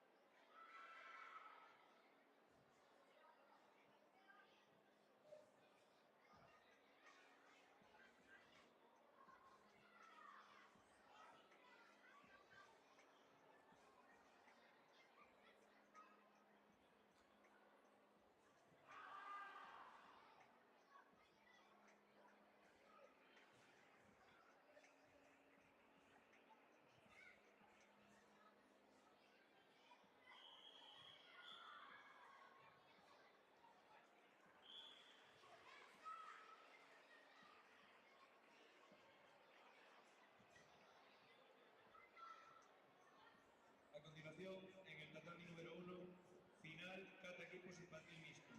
ACA, Siján 9, AO, Siján 8.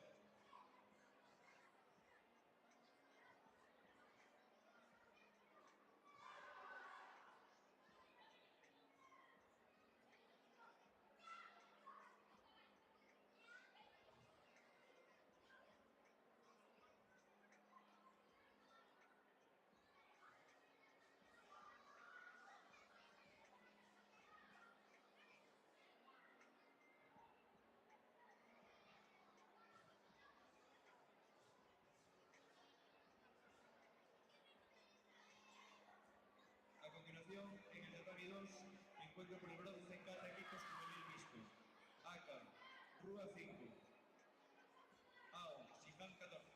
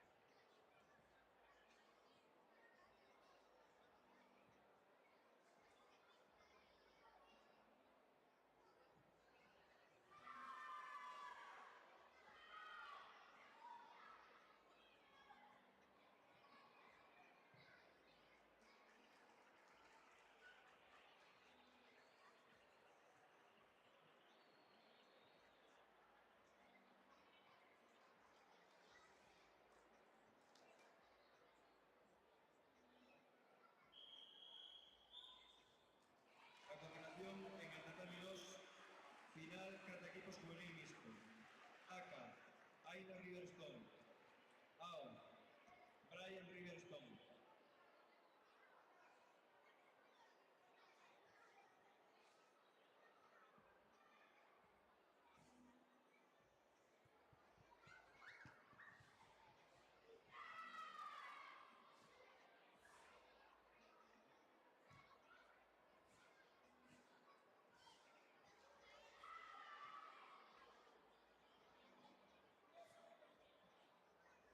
Enlace del tatami número 3, mesa central. Enlace del tatami número 3.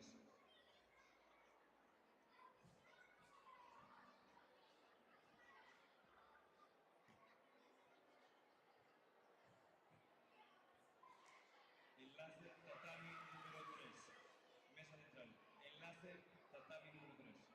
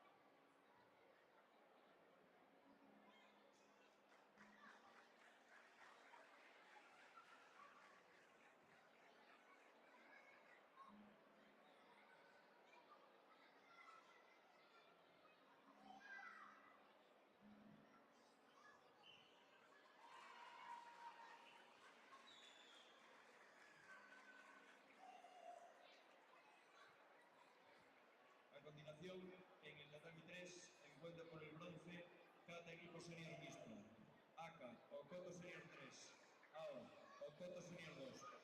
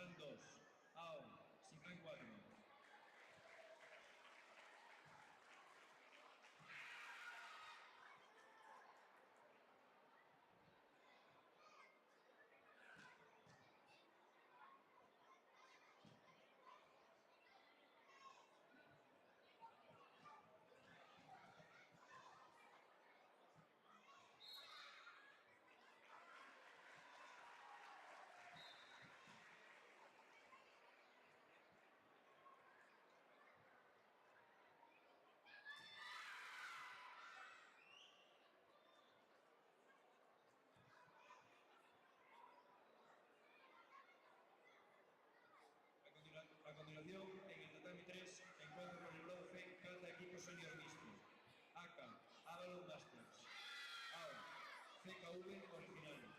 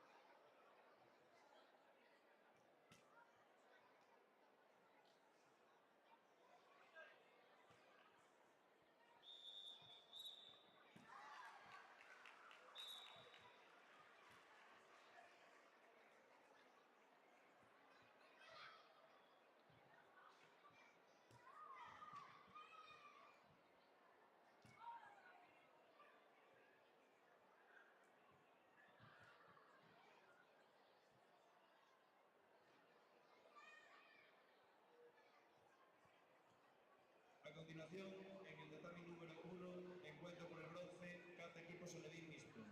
ACA, Manuel Riverstone. AO, Siján 3.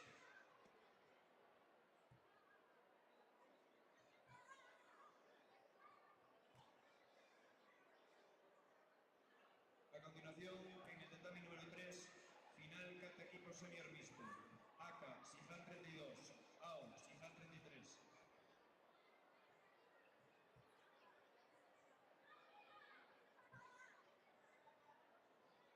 A continuación, en el tatami número 2, encuentro por el bronce, cada equipo es cadete mixto.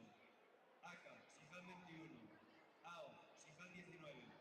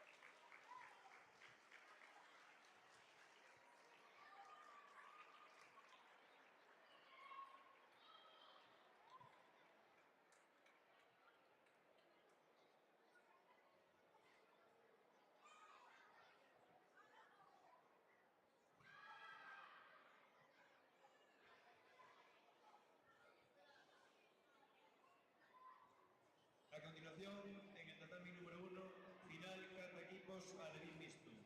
ACA, Eric Riverstone. AO, Gin Sport 2.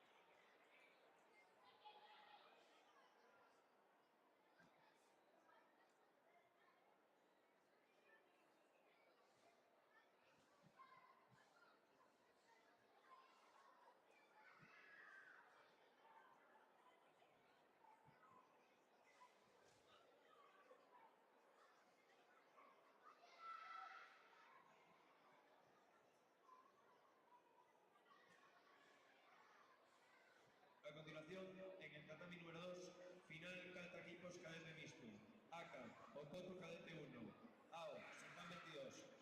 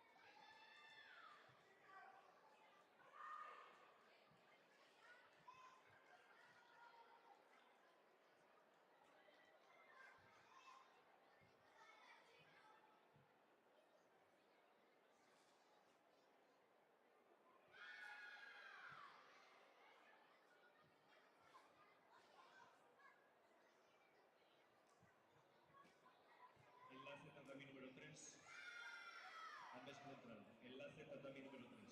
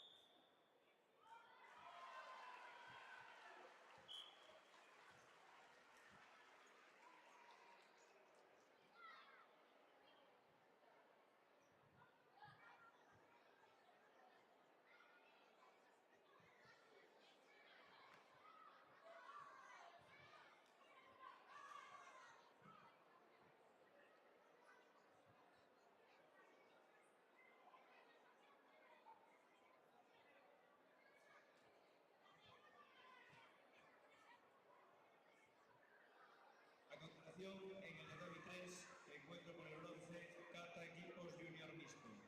ACA, Siján 25. AO, Siján 23.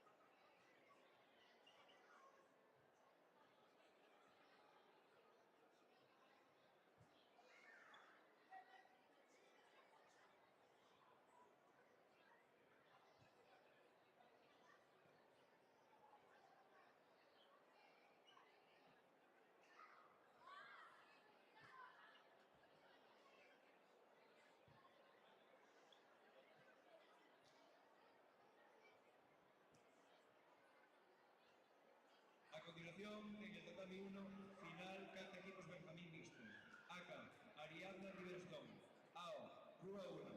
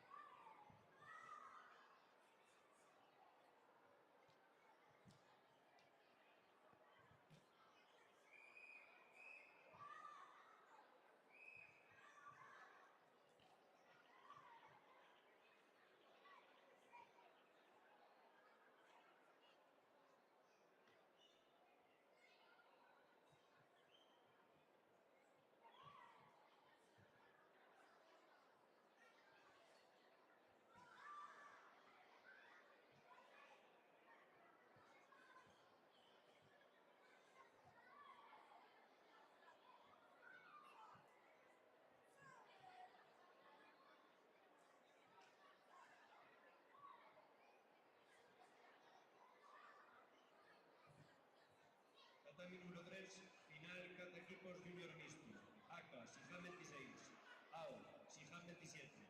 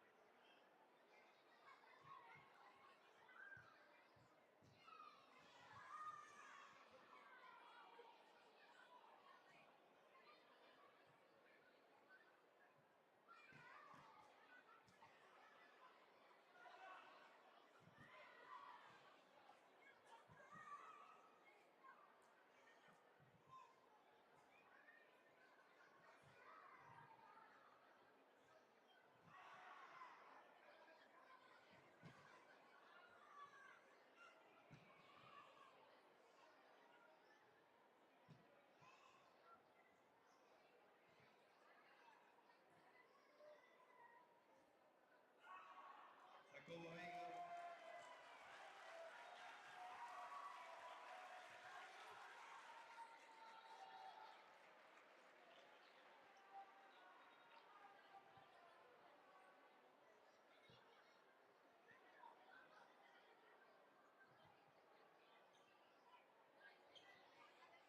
Jesús Loredo.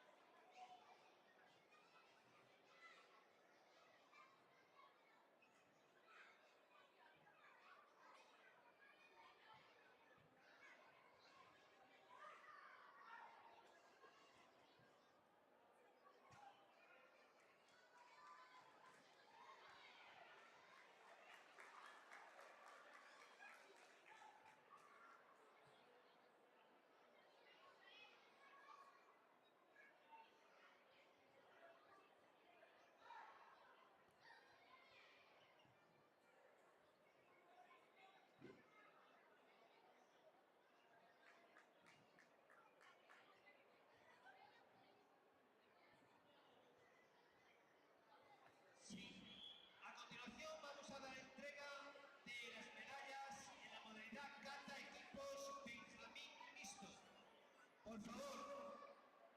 Rúa 2. Siján 1. Rúa 1. Y Ariana Riverstone, sitúense al lado del podio.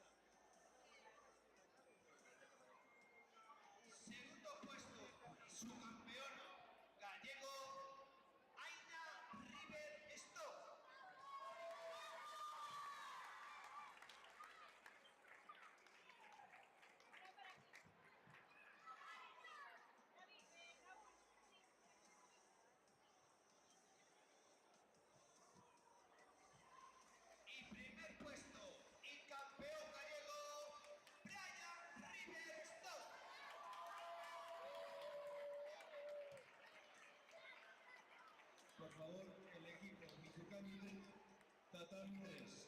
Mizukami 3, Tatami 3. Último aviso.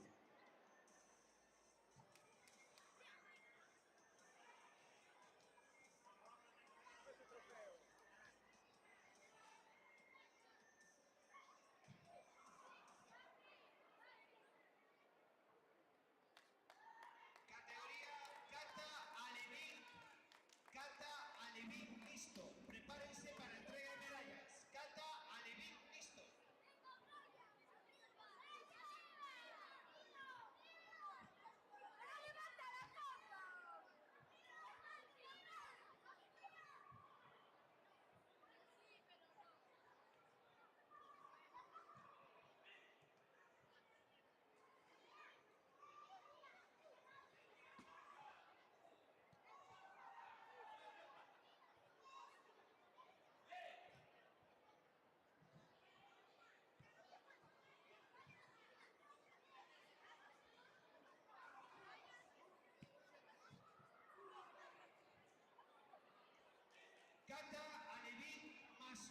Akata Alevín listo. Vale.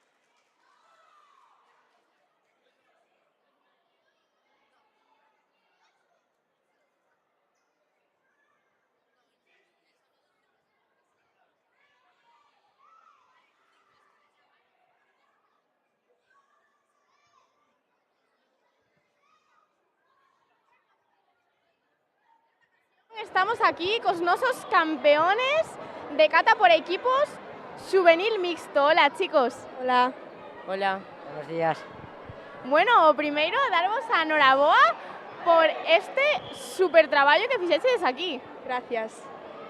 Bueno, chicos, contádeme, cal é o voso nome e de que club vides? Chámome Fuensanta e veño do Club Riverstone. Chámome Héctor e veño do Riverstone. Son Brian e tamén veño do Riverstone.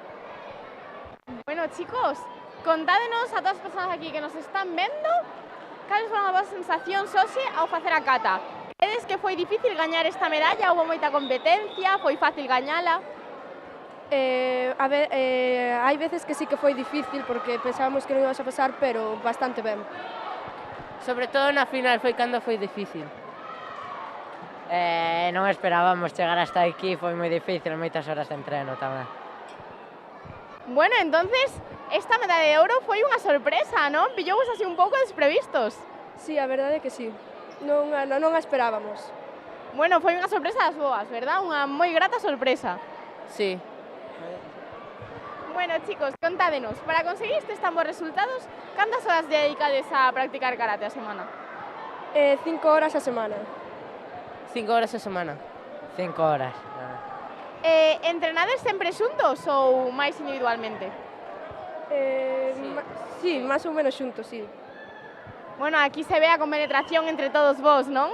Sí, a verdade que sí. E ainda encima é o primeiro ano que facemos equipo xuntos. O primeiro ano de equipo, bueno, pois polo que vemos non será o último, non? Sí, a último, porque como subimos de categoría non podemos ser xa mixto. Oh, bueno, unha pena.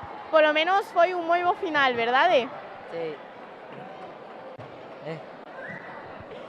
Bueno, chicos, pois moitísimas grazas pola vosa entrevista. enhorabuena de novo por a vosa medalla. Por último, queredes desde aquí dedicarlle este triunfo a alguén especial? Si, eu quería yo dedicar aos meus bisavós, Francisco Fuensanta, que xa están no ceo, e o meu padriño que está aquí. Eu quero dedicar aos meus pais. Eu a miña familia, a todos os coas, e a noso profesor Nicolás que nos estuvo aguantando todo este tempo. Bueno, pois dende aquí para todos eles. Moitas grazas, chicos.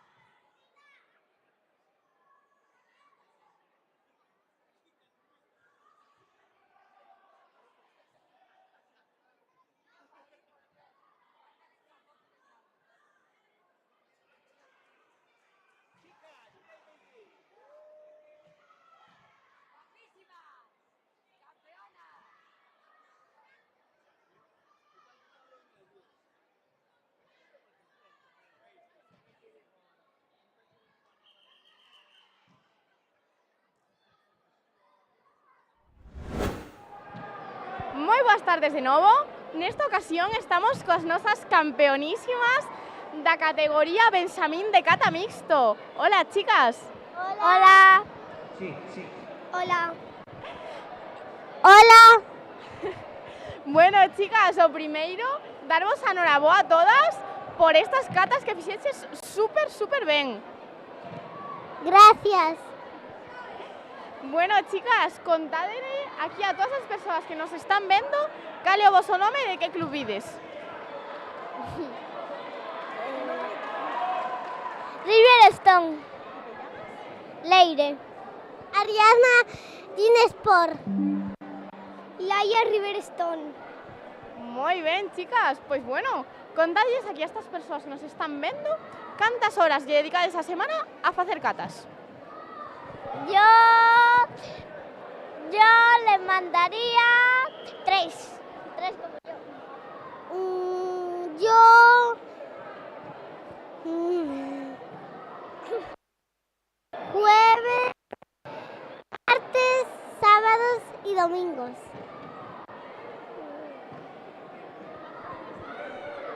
Cuatro días. 4 días, moi ben, bueno. Por aquí todas entrenades un montón, ¿verdad, chicas? Contádenos, cal é a vosa cata preferida? Godan. Kakuso. Godan. Bueno, todas tedes aquí un nivelón que sabedes un montón de catas, ¿verdad? Sí. Bueno, chicas, pues desde aquí, a quen lle queredes dedicar estas supermedallas, este super trofeo que gañase de hoxe? Yo a toda mi familia, por mis amigas que me han ayudado un montón y quiero a toda mi familia y a todos mis compañeros. Un beso para toda mi familia. Yo a toda mi familia, a mi hermana, que eres tú, y a mis amigas, Laia y Leire. A mi familia y a todo el Riverstone. Pois moi ben, dende aquí para todos eles e para a irmá que son eu. Moitas grazas, chicas.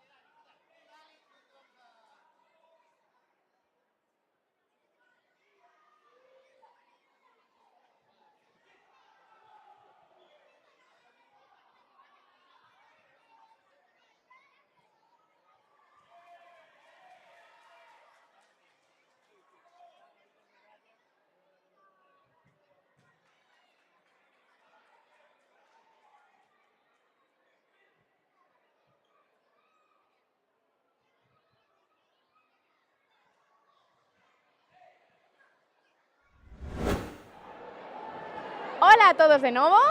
Nesta ocasión estamos cos nosos subcampeóns na categoría juvenil de kata mixto. Hola, chicos. Hola.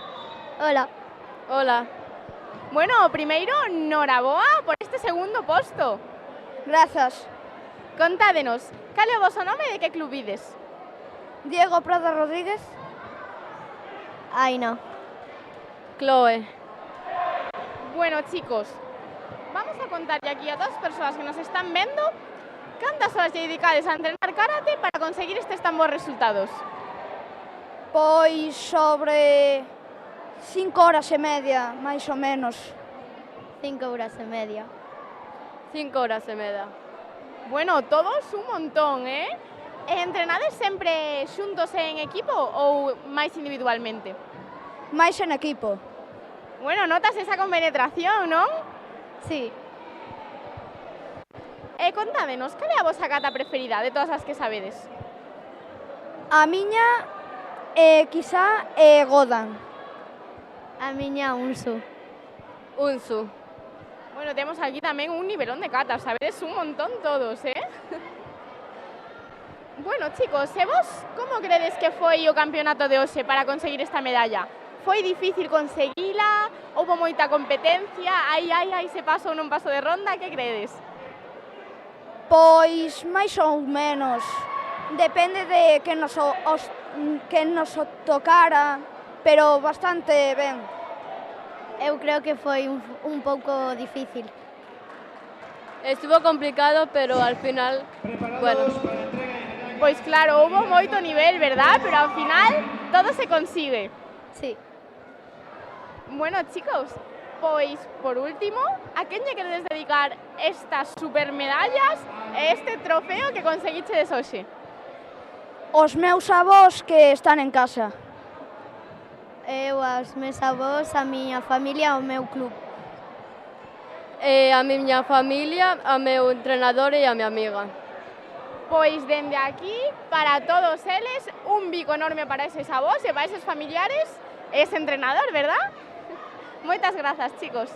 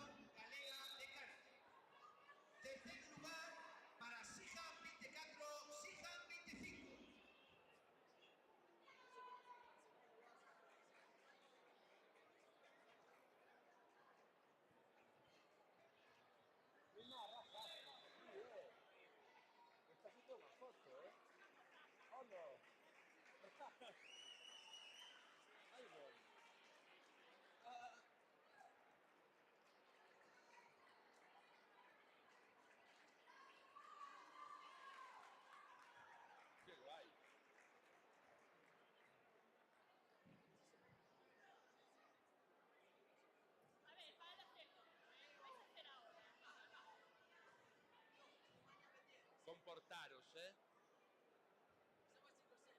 No, ya, en serio. Segundo clasificado es su campeón galego, Sijan 26.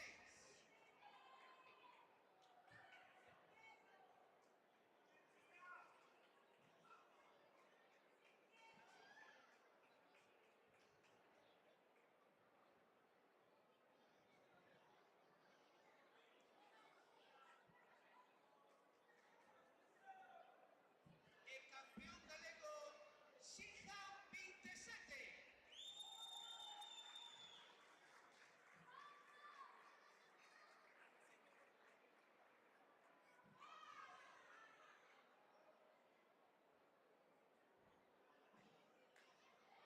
Preparado, Cata, equipos, cadete visto. Por favor, Sijan 22, Okoto, cadete, Sijan 10, Sijan 19 e Sijan 17.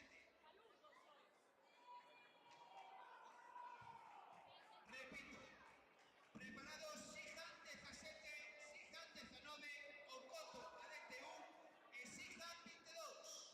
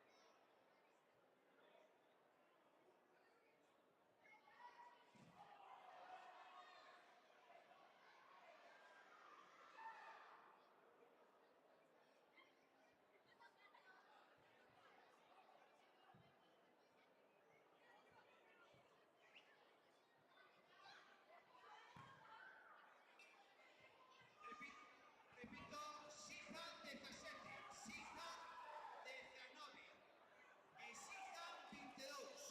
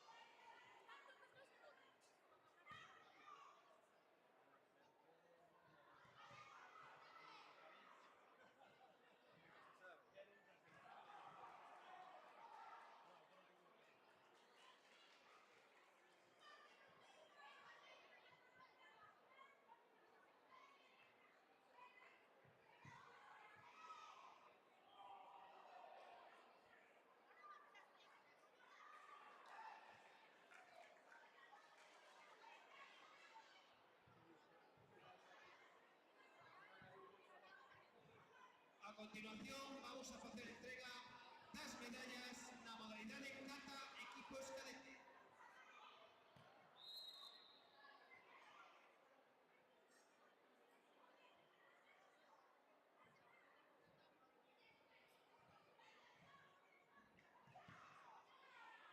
Entrega as medallas Manuel Lorenzo Varela, alcalde do Concello de Chantada.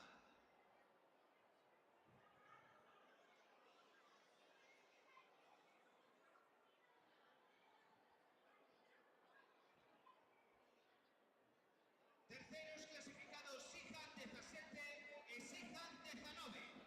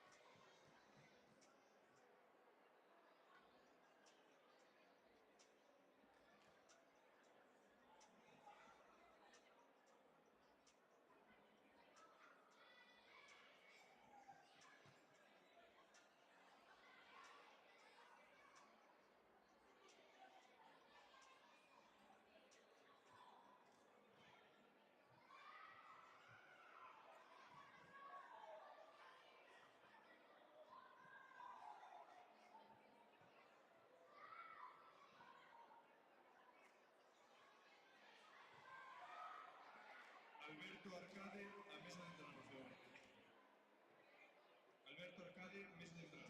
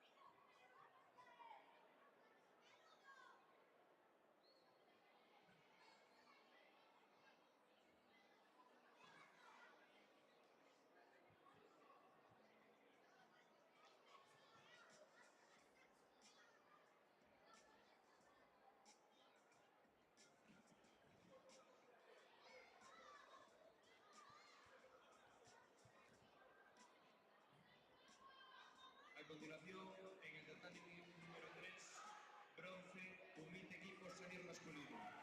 Aka, Belénes, Ao, Carballo.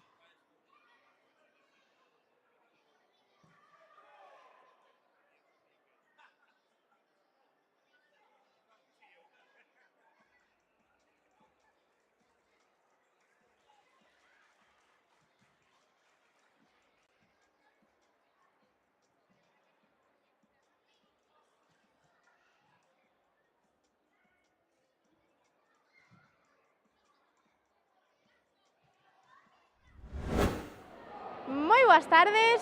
Nesta ocasión encontrámonos con Manuel Lorenzo Varela, alcalde de Chantada. Boas tardes. Hola, moi boas tardes. Bueno, Manuel, o primeiro da Federación Galega de Karate, queríamos agradecerlle que nos acollera con tanto agarimo para a celebración dese campeonato galego absoluto de clubs aquí en Chantada por primeira vez. Bueno, a verdade é que as gracias témolas que darnos por habervos acordado de Chantada e vir con esta infraestructura tremenda aquí. Según escoitei, hai cerca de 400 personas que están practicando karate, 1.500 personas que nos acompañan, pues serán familiares, amigos e xente da federación. E, bueno, pues ter un campeonato da Federación Galega de Karate en Chantada para nós é un orgullo. E o que queremos é que, se vos gustou, a min estuvo me dicindo ahora fai un ratiño o presidente da federación que sí, que lle gustou Chantada, que lle gustou incluso o pabellón, e que, bueno, se vos queredes, aquí vamos vos a coller pois, con todo o cariño. Tamén hai que decir unha cousa, ao mellor eu po ano xa non podo estar aquí como alcalde, porque, bueno, po ano, despois do 28 de maio, esperemos que sí, porque eu vou a repetir e vou me presentar, non? Pero ao mellor xa ven outro, pero en todo caso, viría encantado incluso como ciudadano a acollervos aquí no noso concello. Bueno, Manuel, o prazer é noso, desde logo, por estar aquí. Gustaríanos volver a telo aquí como alcalde e na seguinte vez que teña lugar aquí o campeonato de novo. Pois sí, efectivamente, na Federación Galega de Karate estamos levando a cabo numerosas innovacións, tanto na nosa logística como na nosa maneira de organizar os campeonatos, para levar o campeonato galego a outro nivel. Bueno, pois a verdade é que agradecidos estamos nós. E en todo caso, o 28 de maio, quen teñen que decir en realidade se me queren como alcalde ou non son os ciudadanos e os veciños de Chantada. Esperemos que sí, pero insisto, a vos vamos vos a coller sempre, incluso como ciudadano para mí sería un motivo de orgullo e de satisfacción. Pois moitísimas gracias, Manuel. Ademais, un campeonato desta envergadura atrae a moita xente aquí a Chantada, non? Atrae un gran número de persoas. De feito, os deportistas de aquí dicíannos que facían moito tempo que non vían tan cheo este pabellón. Efectivamente, e ainda que aquí nós temos un equipo na EVA que está de primeiro na clasificación, que vai a xugar me parece que por quinta vez a fase de ascenso, non? E, bueno, pois veis o pabellón algunhas veces, sí, que están as gradas pois prácticamente cheas, pero aquí que estuvera xente desde o venres preparando toda a infraestructura, que, bueno, pois mañá terán que facer o mismo para levantar e que estén aquí desde, insisto, de Robernes hasta o domingo, é fenomenal. Me imagino que incluso para os restaurantes e para os hotéis que estarán pois estes días a tope. Eu vou me enterar, seguro que sí que estuveron a tope estes días. Pois evidentemente, a verdade é que esta cantidad de xente aquí non tamén é un feito moi positivo para a economía de Chantada. De feito, nós queríamos reservar para comer e tivemos bastantes problemas para conseguir un local vacío. Bueno, pois mira, digoche unha cousa, a mí sucedeume hoxe unha anécdota que a mañán chamoume unha persona da Xunta, non vou dicir quen, que lle dixera onde podía comer máis ou menos ben en Chantada. Eu dixenlle de 2 sitios, tampouco os vou dicir ahora, pero resulta que me volve chamar ao cabo de media hora e dice, oye, que nises sitios que me dixeche, pois non hai plaza ninguna. Despois deille outro, un mesón, si contestoume enseguida co ok, que si que había encontrado, pero nises 2 sitios que son, pois, probablemente dos millores de Chantada ou os millores, e non había plaza ninguna para poder sentarse a comer ás 2:30. Pois sen ninguna dúbida, Chantada ofrécenos moi boa calidade en servicios e a xente está o valorando. Seguro que volverán aquí, aínda que non haxa un campeonato. Pois pobre de vos que non volvades. Me imagino que o problema maior que podamos ter é que as plazas de hotel que hai en Chantada que non cheguen para este tipo de infraestructura, pero bueno, nos alrededores ou incluso se tes que ir a Ourense, que o tes a 37 kilómetros, ou Monforte a 33, ou Lalín a 37, bueno, pues hai posibilidades de quedarse e vir enseguida, en media hora estás en Chantada, ou en 20 minutos, non? Pois sen ninguna dúbida, tanto Chantada como alrededores ofrece moi boas infraestructuras para acoller aos seus turistas, non, de Galicia. Bueno, dende aquí queremos agradecerlle tamén todo o cuidado de Chantada que estáse notando. Pois moitas gracias pola vosa amabilidade e, bueno, en todo caso, se non cumplimos ben con todas as vosas expectativas, o que nos tedes que decir é donde temos que mellorar. Dice, bueno, pues isto está moi ben e tal, pero se mellorarades este tipo de servicios, a nos gustanos que nos digan as cosas que nas que podemos, insisto, mellorar como é debido, vale? O sea que quedades en esa, digamos, petición de que se algunha cousa non estuvo ben, que nos la fagades chegar. Pois claro que sí, moitísimas grazas pola súa petición desde a Federación Galega de Karate. Tamén damos as mellores condicións para que se celebre a gusto o campeonato en Chantada. Moitas gracias e hasta pronto. Moitísimas grazas a ti, Manuel. Hasta logo.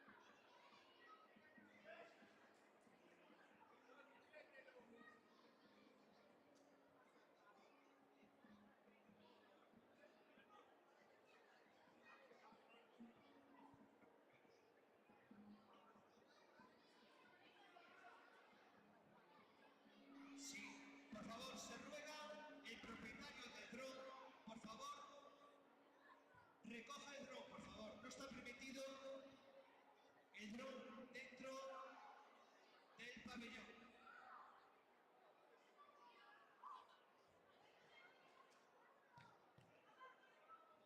Por favor, le ruego que recoja el dron.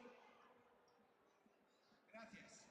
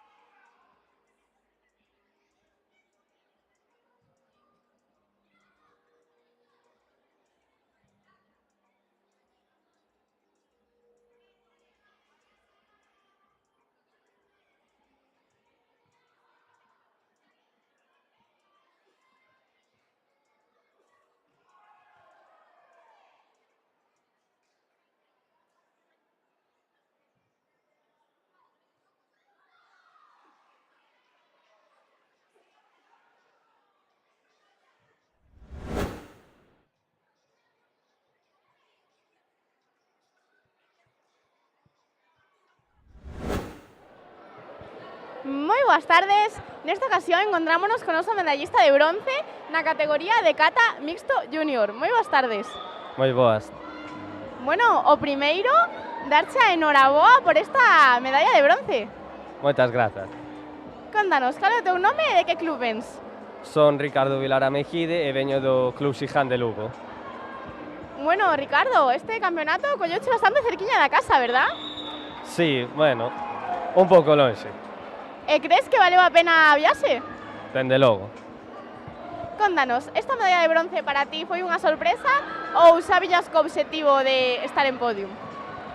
Bueno, esperábame facelo un pouco mellor, pero bueno, máis ou menos sí que tiña mentalizado, a lo mejor chegar un pouco máis lonxe do bronce, pero aínda había cousas que mellorar. Sen dúbida, en cada campeonato aprendemos cousas novas, verdad? Sí, está clarísimo. Bueno, Ricardo, contanos, ti cantas horas lle dedicas semanalmente a practicar kata? Agora mesmo estou facendo 4 horas de kata e kumite e unha de karate tradicional. Intentaría facer máis, pero os estudos e demais pois non mo permiten. Claro, ás veces é un poquinho complicado compaxinar a túa vida escolar co entrenamento, non?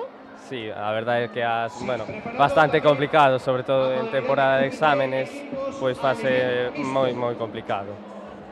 Sen ninguna dúbida, pero bueno, al final con organización e esforzo todo se consigue, ¿verdad? Sí. con tempo, todos os días un pouco, e logo pola tarde meterte a karate, sí que has conseguido ambas as dúas cousas. Bueno, e contanos, dixéchenos que aparte de katas tamén realizas kumite, verdad? Cal é a túa disciplina preferida? Pois non sabería que decir, a verdade é que kata porque levo moito tempo, kumite sí que tiven aí un parón de varios anos, pero gustaríame volver a competir. Eu casi que diría kata agora mesmo, pero kumite é unha cousa que teño pendente. Bueno, pois aquí te esperamos próximamente nun podium de kumite, non?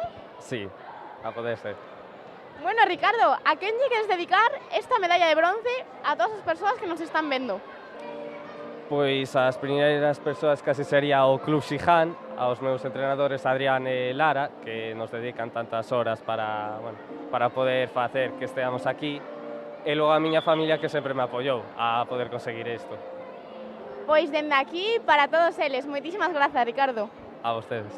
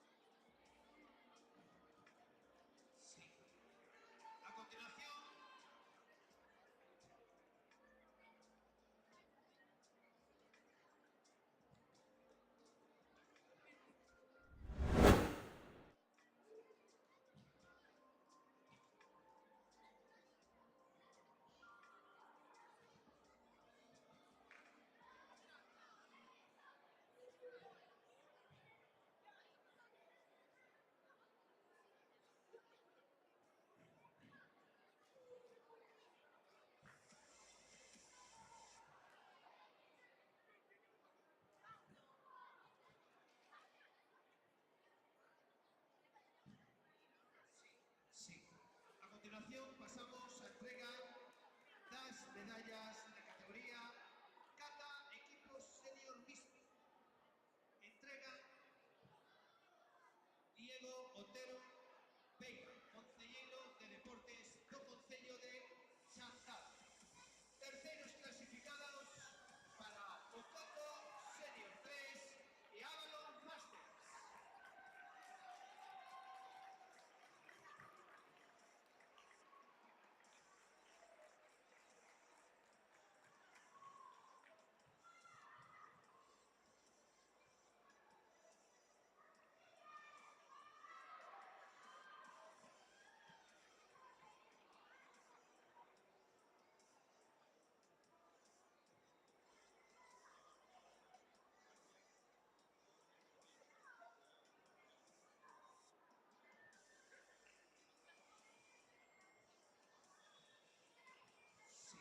Segundos clasificados e subcampeóns galegos, Xihan 33.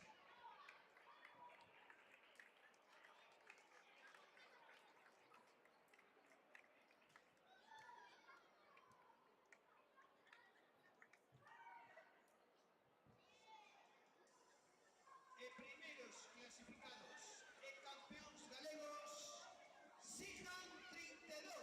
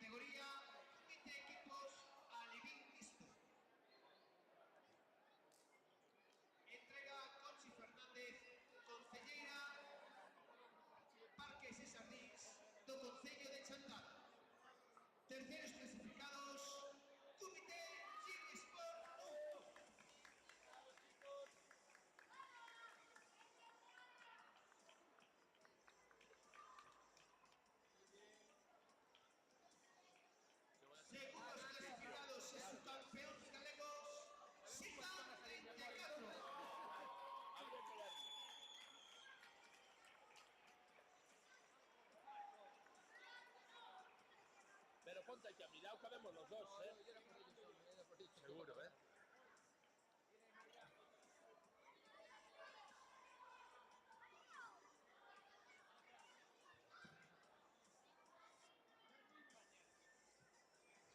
Primeiros clasificados e campeóns galegos, Mizugami 1.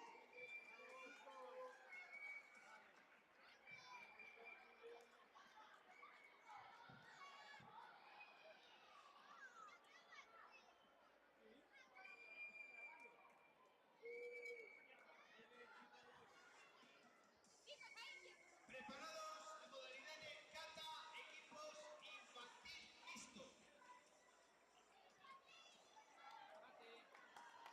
Sijan 9, Sijan 8, AKR 1 e Sijan 10.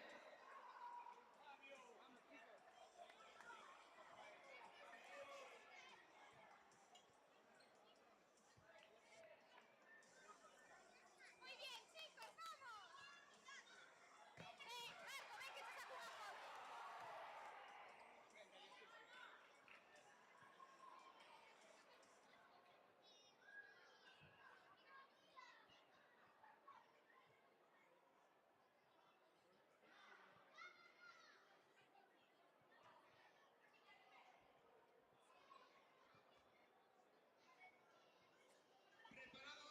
una foto. A modalidade kata, equipos infantil. Sijan 9, Sijan 8, AKR 1 e Sijan 10.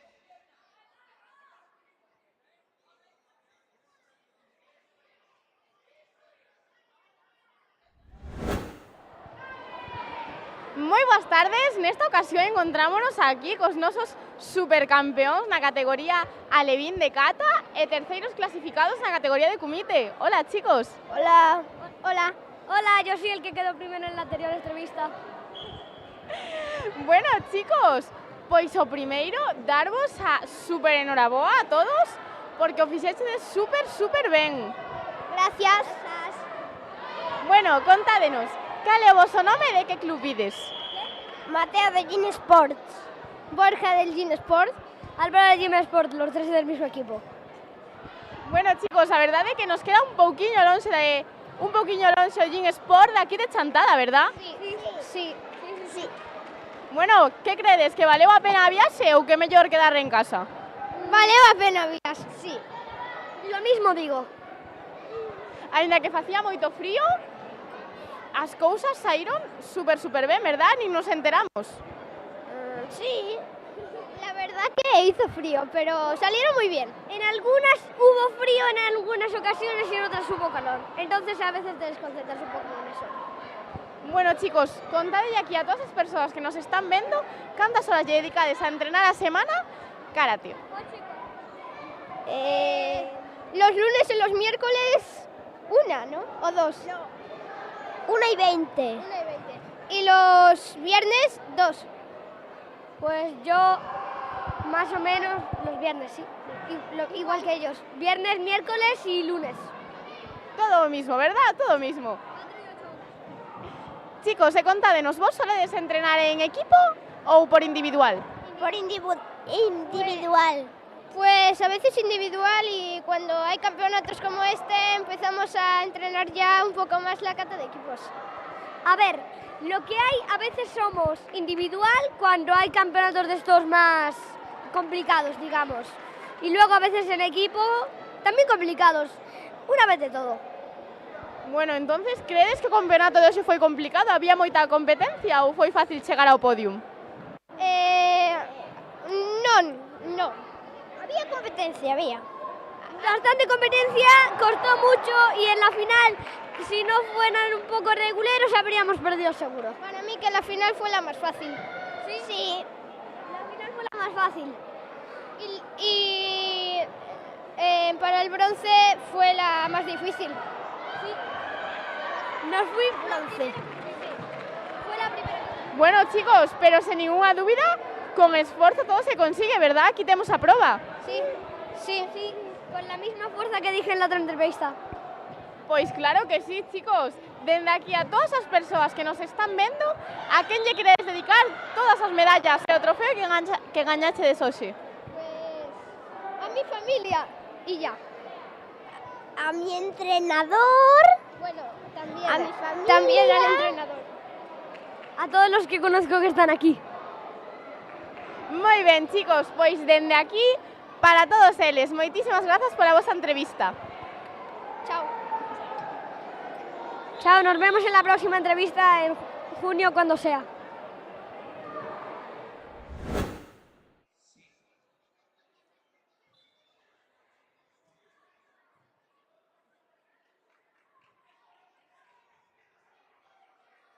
Continuamos entonces con entrega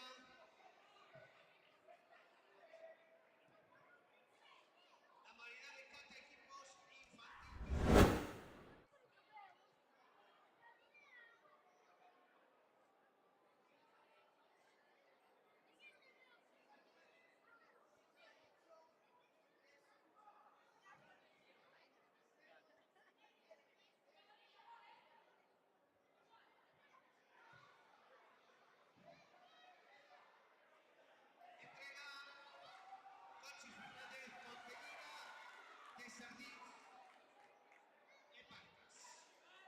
Terceros clasificados, Sijander e Aka Ibrid.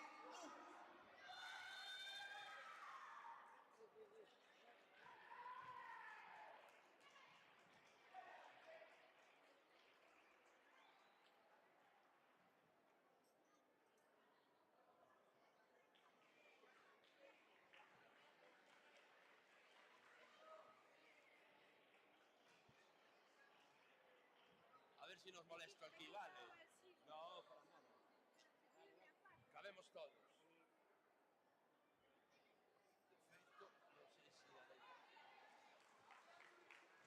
Segundo clasificado, subcampeón galego, Sijan Oito.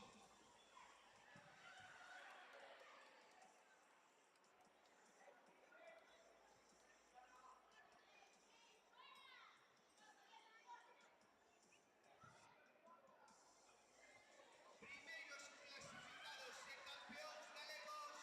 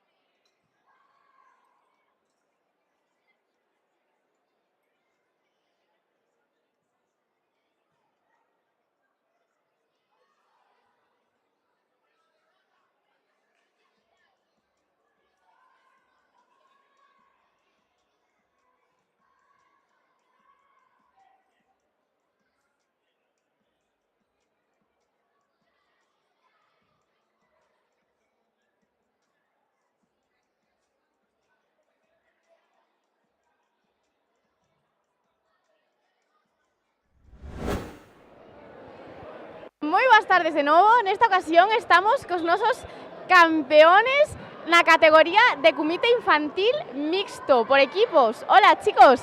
Hola. Hola. Bueno, o primeiro, noraboa por esta supermedalla de ouro. Moitas grazas. Bueno, chicos, contádenos, cal é o voso nome e de que club vides? Chámome María e veño do Xiján. Chámome Xián e vengo do Xiján. Chámome Carlota e vou do Xiján. Chámome Bruna e vou do Xiján. Bueno, os nosos competidores do Xiján, creo que xa temos aquí caras super coñecidas de outros campeonatos, verdad? Sí. Bueno, e aquí seguimos coronando o podium, chicos. Noraboa por estes resultados. Contádenos, canto entrenades para conseguir chegar ata aquí? Moito. Entre 4 horas, máis ou menos, a semana. 3 horas a la semana. 5 horas a semana. 1 hora, comite 1. Bueno, polo que vemos aquí, moito esforzo e dedicación para acadar estes obxectivos, chicos. Bueno, vos que sois todos uns expertos nisto da competición, aínda hai eses nervios antes de salir ou xa non hai rastro deles? Un pelín, pero nos hacemos así e ya está. Un pouco. Pouco. Bueno. Bueno, crees que eses nervios son vos ou son malos? Vos. Vos. Vos. Vos. Claro, son eses nervios que nos animan a facer as cousas o mellor que sabemos, verdad? Sí. Bueno, chicos, pois desde aquí, a todas as persoas que nos están vendo, a quen lle queredes dedicar a vosa medalla? A miña familia. A miña familia, a todos do Xiján e a meus profesores. Ao Xiján e a toda a miña familia. A mi familia e ao Xiján. Bueno, pois dende aquí, para todos eles, un saúdo enorme. Moitísimas grazas, chicos. Grazas. Grazas a ti.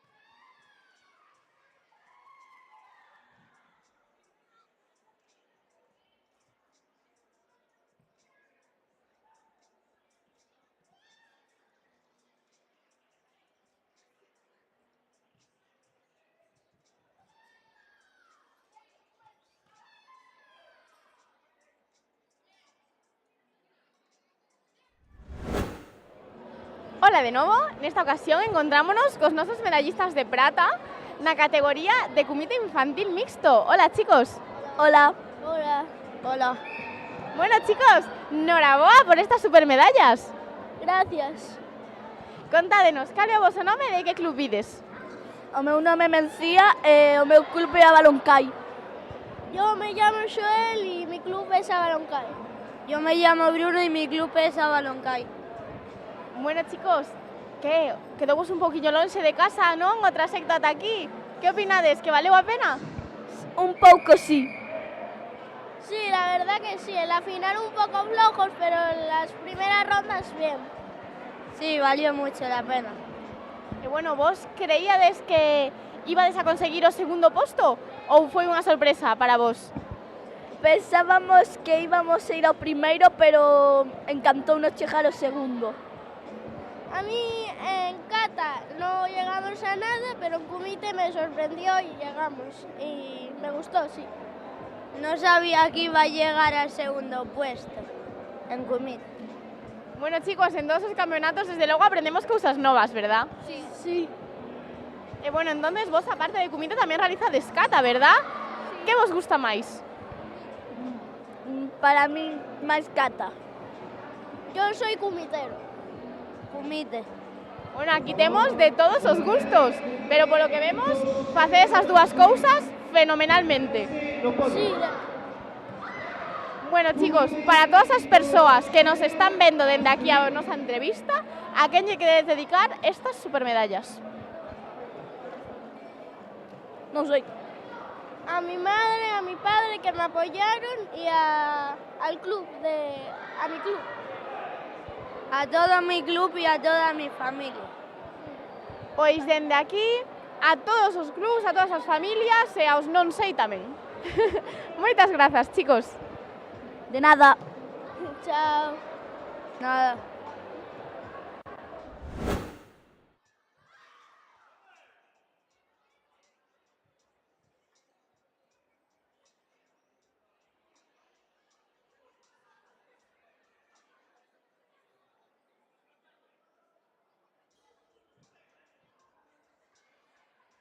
Enlace del tatami número 3 a mesa central, por favor. Enlace tatami número 3. Rápido.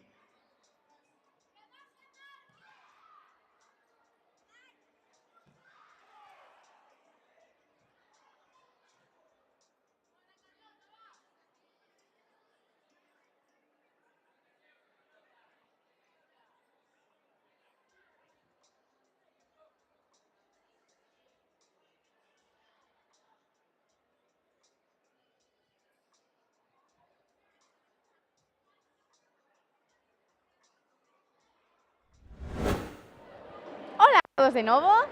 Agora encontrámonos cos nosos medallistas de bronce na categoría de comité infantil por equipos. Hola, chicos. Hola. Hola. Bueno, o primeiro darvos a noraboa por estas medallas. Gracias. Gracias. Muchas gracias. Contádenos, cal é o vosso nome e de que club vides? O meu nome é Uxía Mariño e o meu club é o Karate do Carballo. Eu chamome Panteón Belocalo e son de Karate do Carballo. Bueno, chicos, contádenos a todas as persoas que nos están vendo dende aquí cantas horas lle dedicades a semana para conseguir estes resultados. Pois a Alex, a Carlos, bueno, hai dos Carlos, así que a los dos Carlos y por supuesto a nuestros padres. Pues yo le dedico esto a nuestros entrenadores, a mis compañeros y sobre todo a mi familia. Bueno, pues dende aquí para todos eres, chicos. Contádenos, vos aparte de kumite tamén facedes kata, verdad? Que vos gusta máis? A min o kumite, a verdad, máis. Depende, por etapas. Por etapas, non? Vamos cambiando. Bueno, chicos, pois nada, dende aquí, darvos a noraboa de novo e moitísimas grazas pola vosa entrevista. Bueno, moitas gracias. Grazas.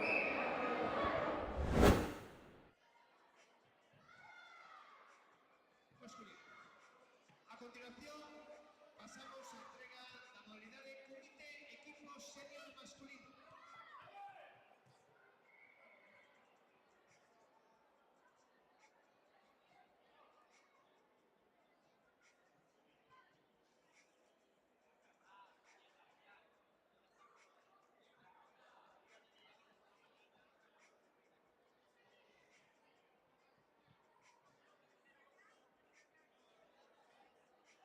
Entrega Conchi Fernández, concelleira de Parques e Saúde. Terceros clasificados, Carballo e Bazán.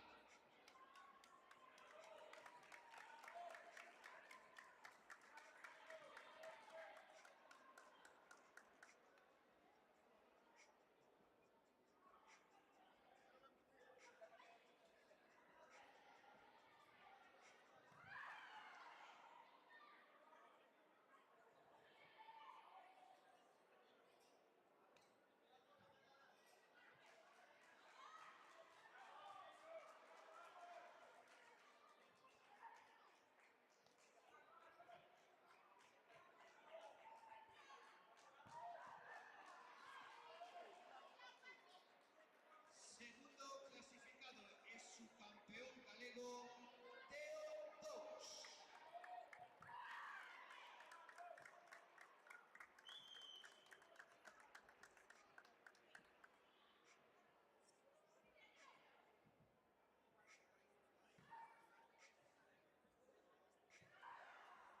Primer clasificado e campeón galego, Repucan U.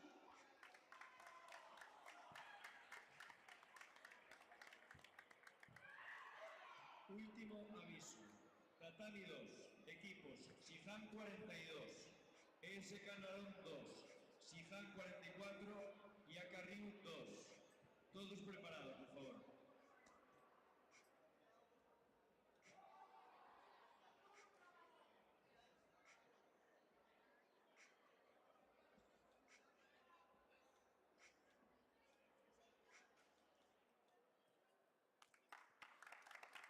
A continuación pasamos Comité Equipos Juvenil Mixto. Sihan 39, Sihan 38, Kaizen Karate 2, Maceda Wanti.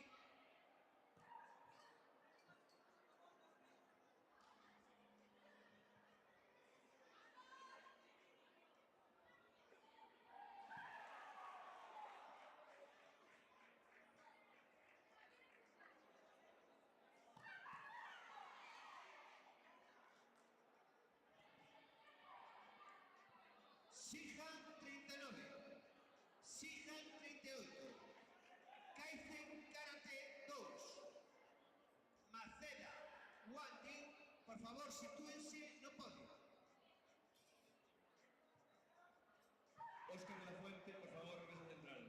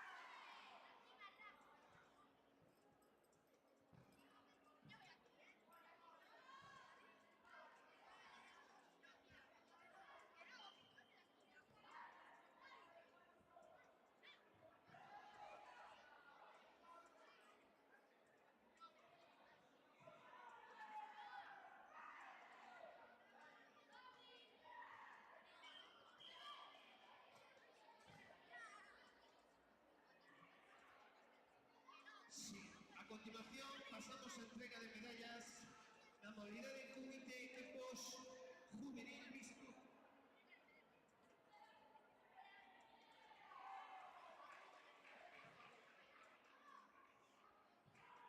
Entrega Diego Otero Veiga, concelleiro de Deportes do Concello de Chantada. Terceiros clasificados, Maceda Wanti e Kaizen Karate 2.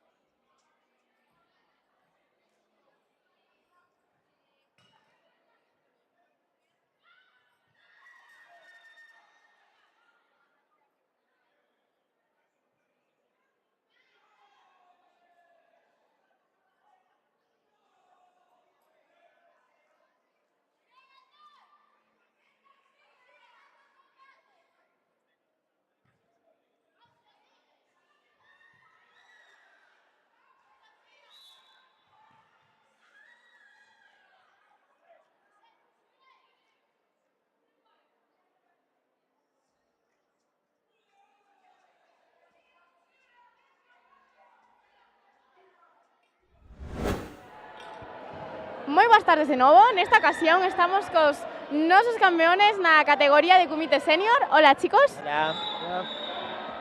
Bueno, chicos, o primeiro, darvos a noraboa por a vosa medalla de ouro. Gracias. Gracias. Contademe, cal é o voso nome e de que club vides? Pues yo soy Bruno Vázquez del Rembucán, Jorge e Israel Díaz.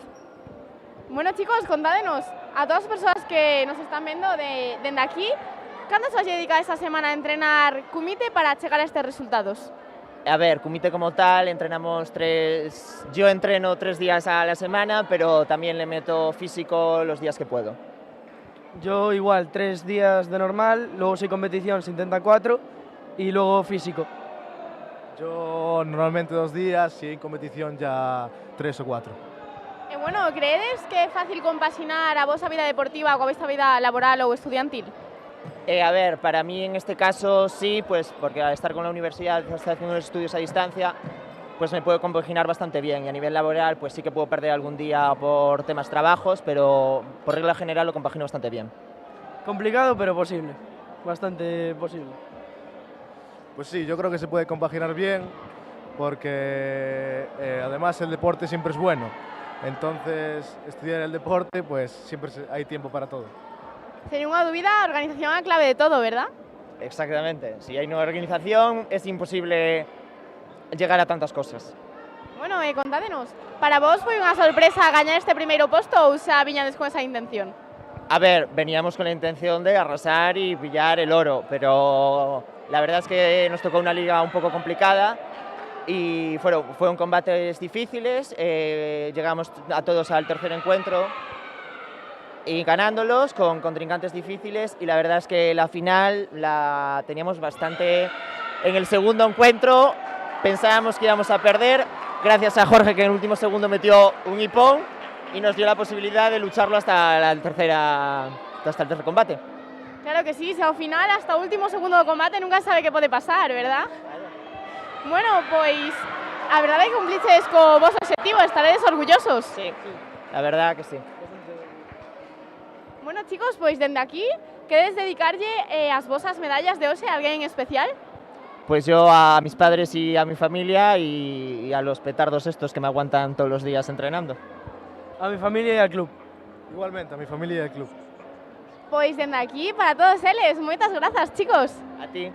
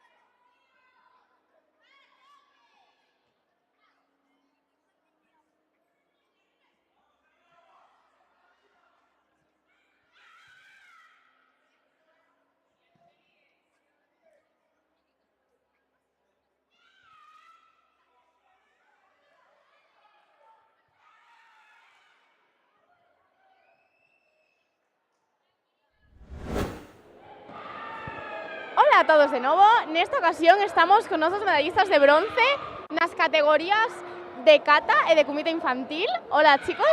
Hola, bons días. Hola. Bueno, primeiro darvos a noraboa por estes resultados. Moitas gracias. Contádenos, cal é o voso nome e de que club vides? Pois nós somos do Acairrío, que é un club en Negreira, que... En Negreira, Baño. Baña non, é agua. Bueno, chicos, contádenos, para conseguir estas medallas de bronce, tiveches moita competencia, foi difícil gañalas? Sí, en comité estivemos nas semifinales, pero eliminaron-nos o dos Calla Balón. Máis ou menos, solo que había un chico que era meu amigo, va por encima, e que entonces era moi bo, normal, e perdín, pero despois fomos ganando e fomos a repesca e ganamos. Pois claro, ao final, a nivel competitivo tamén se fan moitos novos amigos, verdad? Moitos amigos, sí, muchos. Bueno, chicos, para vos, cal é a vosa parte preferida de competir? Pois eu creo que coñecer a todos os participantes é a parte máis importante porque así se nos relacionamos co resto de clubes de Galicia. Lo más importante para mí de competir es que lo importante es divertirse. No te enfades ni te pongas a llorar si es un robo o si te dan un punto porque no es. Lo importante es disfrutar. Y si pierdes, pierdes. Y si ganas, ganaste y listo. Efectivamente, dende aquí tiñan que escuchar esta lección todas as persoas que compiten, verdad? Sí. Bueno, chicos, contádeme, vos facedes kata e kumite, verdad? No, el só fai kumite e eu fago kata e kumite. Este ano é o meu debut en kumite, grazas a ele e a Martina, que é unha compañeira, pois logramos este gran feito. Bueno, chicos, entre vos entonces axudadevos moito, non? Moitísimo. Sí, porque él está empezando a kumite y yo ya llevo unos cuantos años, 2 años y voy a cumplir 3 en kumite, y entonces siempre él le corrijo y le hago de todo y él siempre está súper feliz en kumite. Pues claro, para eso están os amigos, ¿verdad? Sí. Bueno, chicos, pois dende aquí, a quen lle queredes dedicar as vosas medallas de hoxe? Pois eu quero dedicar a miña abuela que está en casa e quería que viñera. Eu vou dedicar a meu tío, que lamentablemente non está aquí con nós. Quero dedicarlle porque él podía estar aquí tranquilamente. Pois dende aquí, chicos, para todos eles, para os que están e para os que nos están vendo ainda que non estén presentes. Moitísimas grazas, chicos. Moitas grazas a ti tamén. Moitas grazas.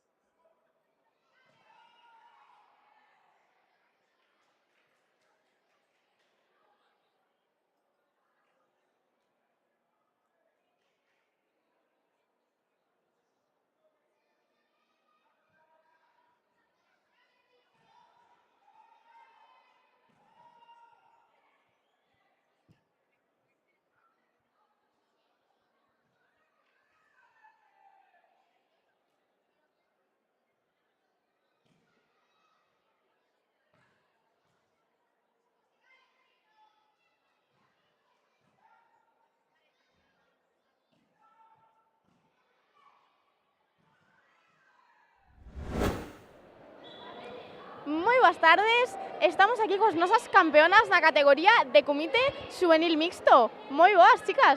Buenas. Hola. Bueno, primeiro, noraboa por esta super medalla de ouro. Gracias. Gracias. Contádenos, cal é o voso nome e de que club vides? Ariana. Uxía e del club Shihan. Bueno, chicas, contádenos, credes que foi difícil hoxe conseguir esta medalla? Que hubo moita competencia ou foi fácil? Bueno, ninguna de las dos cosas. Siempre hay competencia, pero yo creo que las dos lo hemos hecho lo mejor posible y a dar sus frutos. Sin duda, el esfuerzo da siempre sus resultados, ¿verdad? Sí.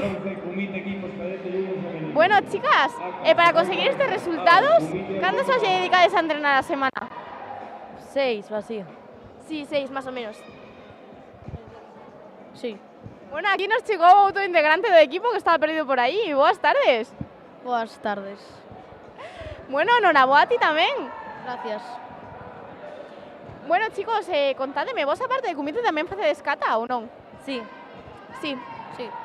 E que vos gusta máis, a kata ou o kumite?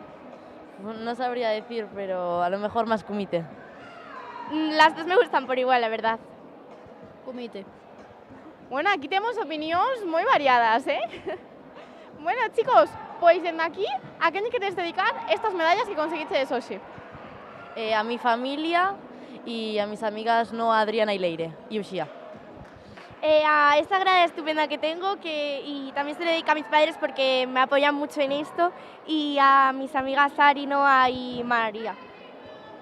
A mi familia, amigos y eso, todos los que conozco. Pois dende aquí, para todos eles, moitísimas grazas, chicos. Chao.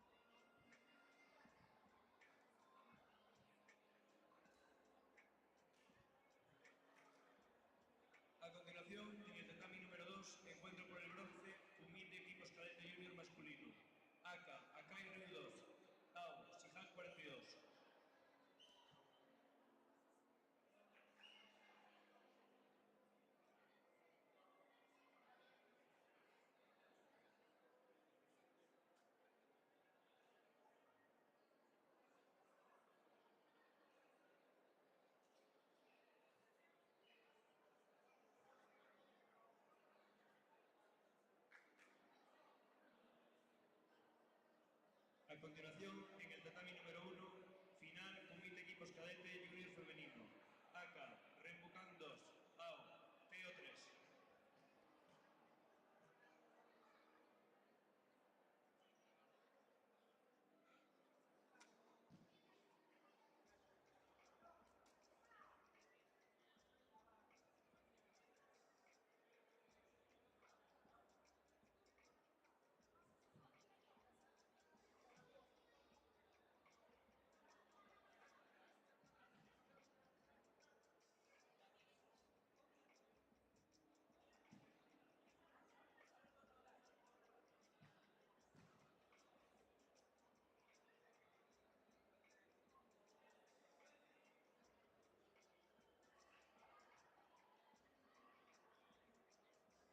A continuación, en el tatami número 3, encuentro por el bronce, Comité Equipos Cadete Junior Masculino.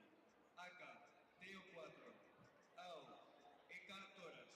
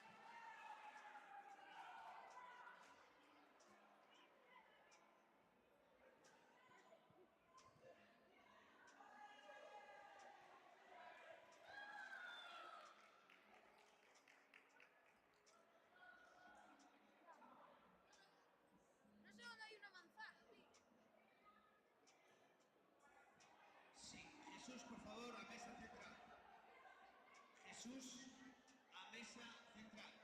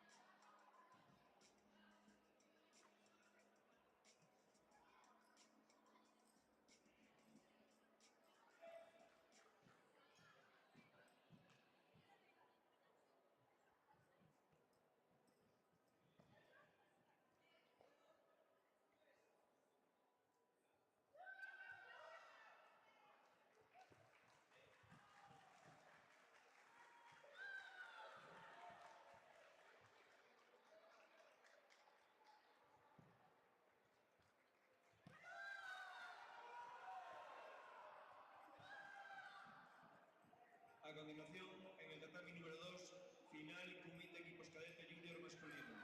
AK, ESK Narón 1, AO, Sijal 44.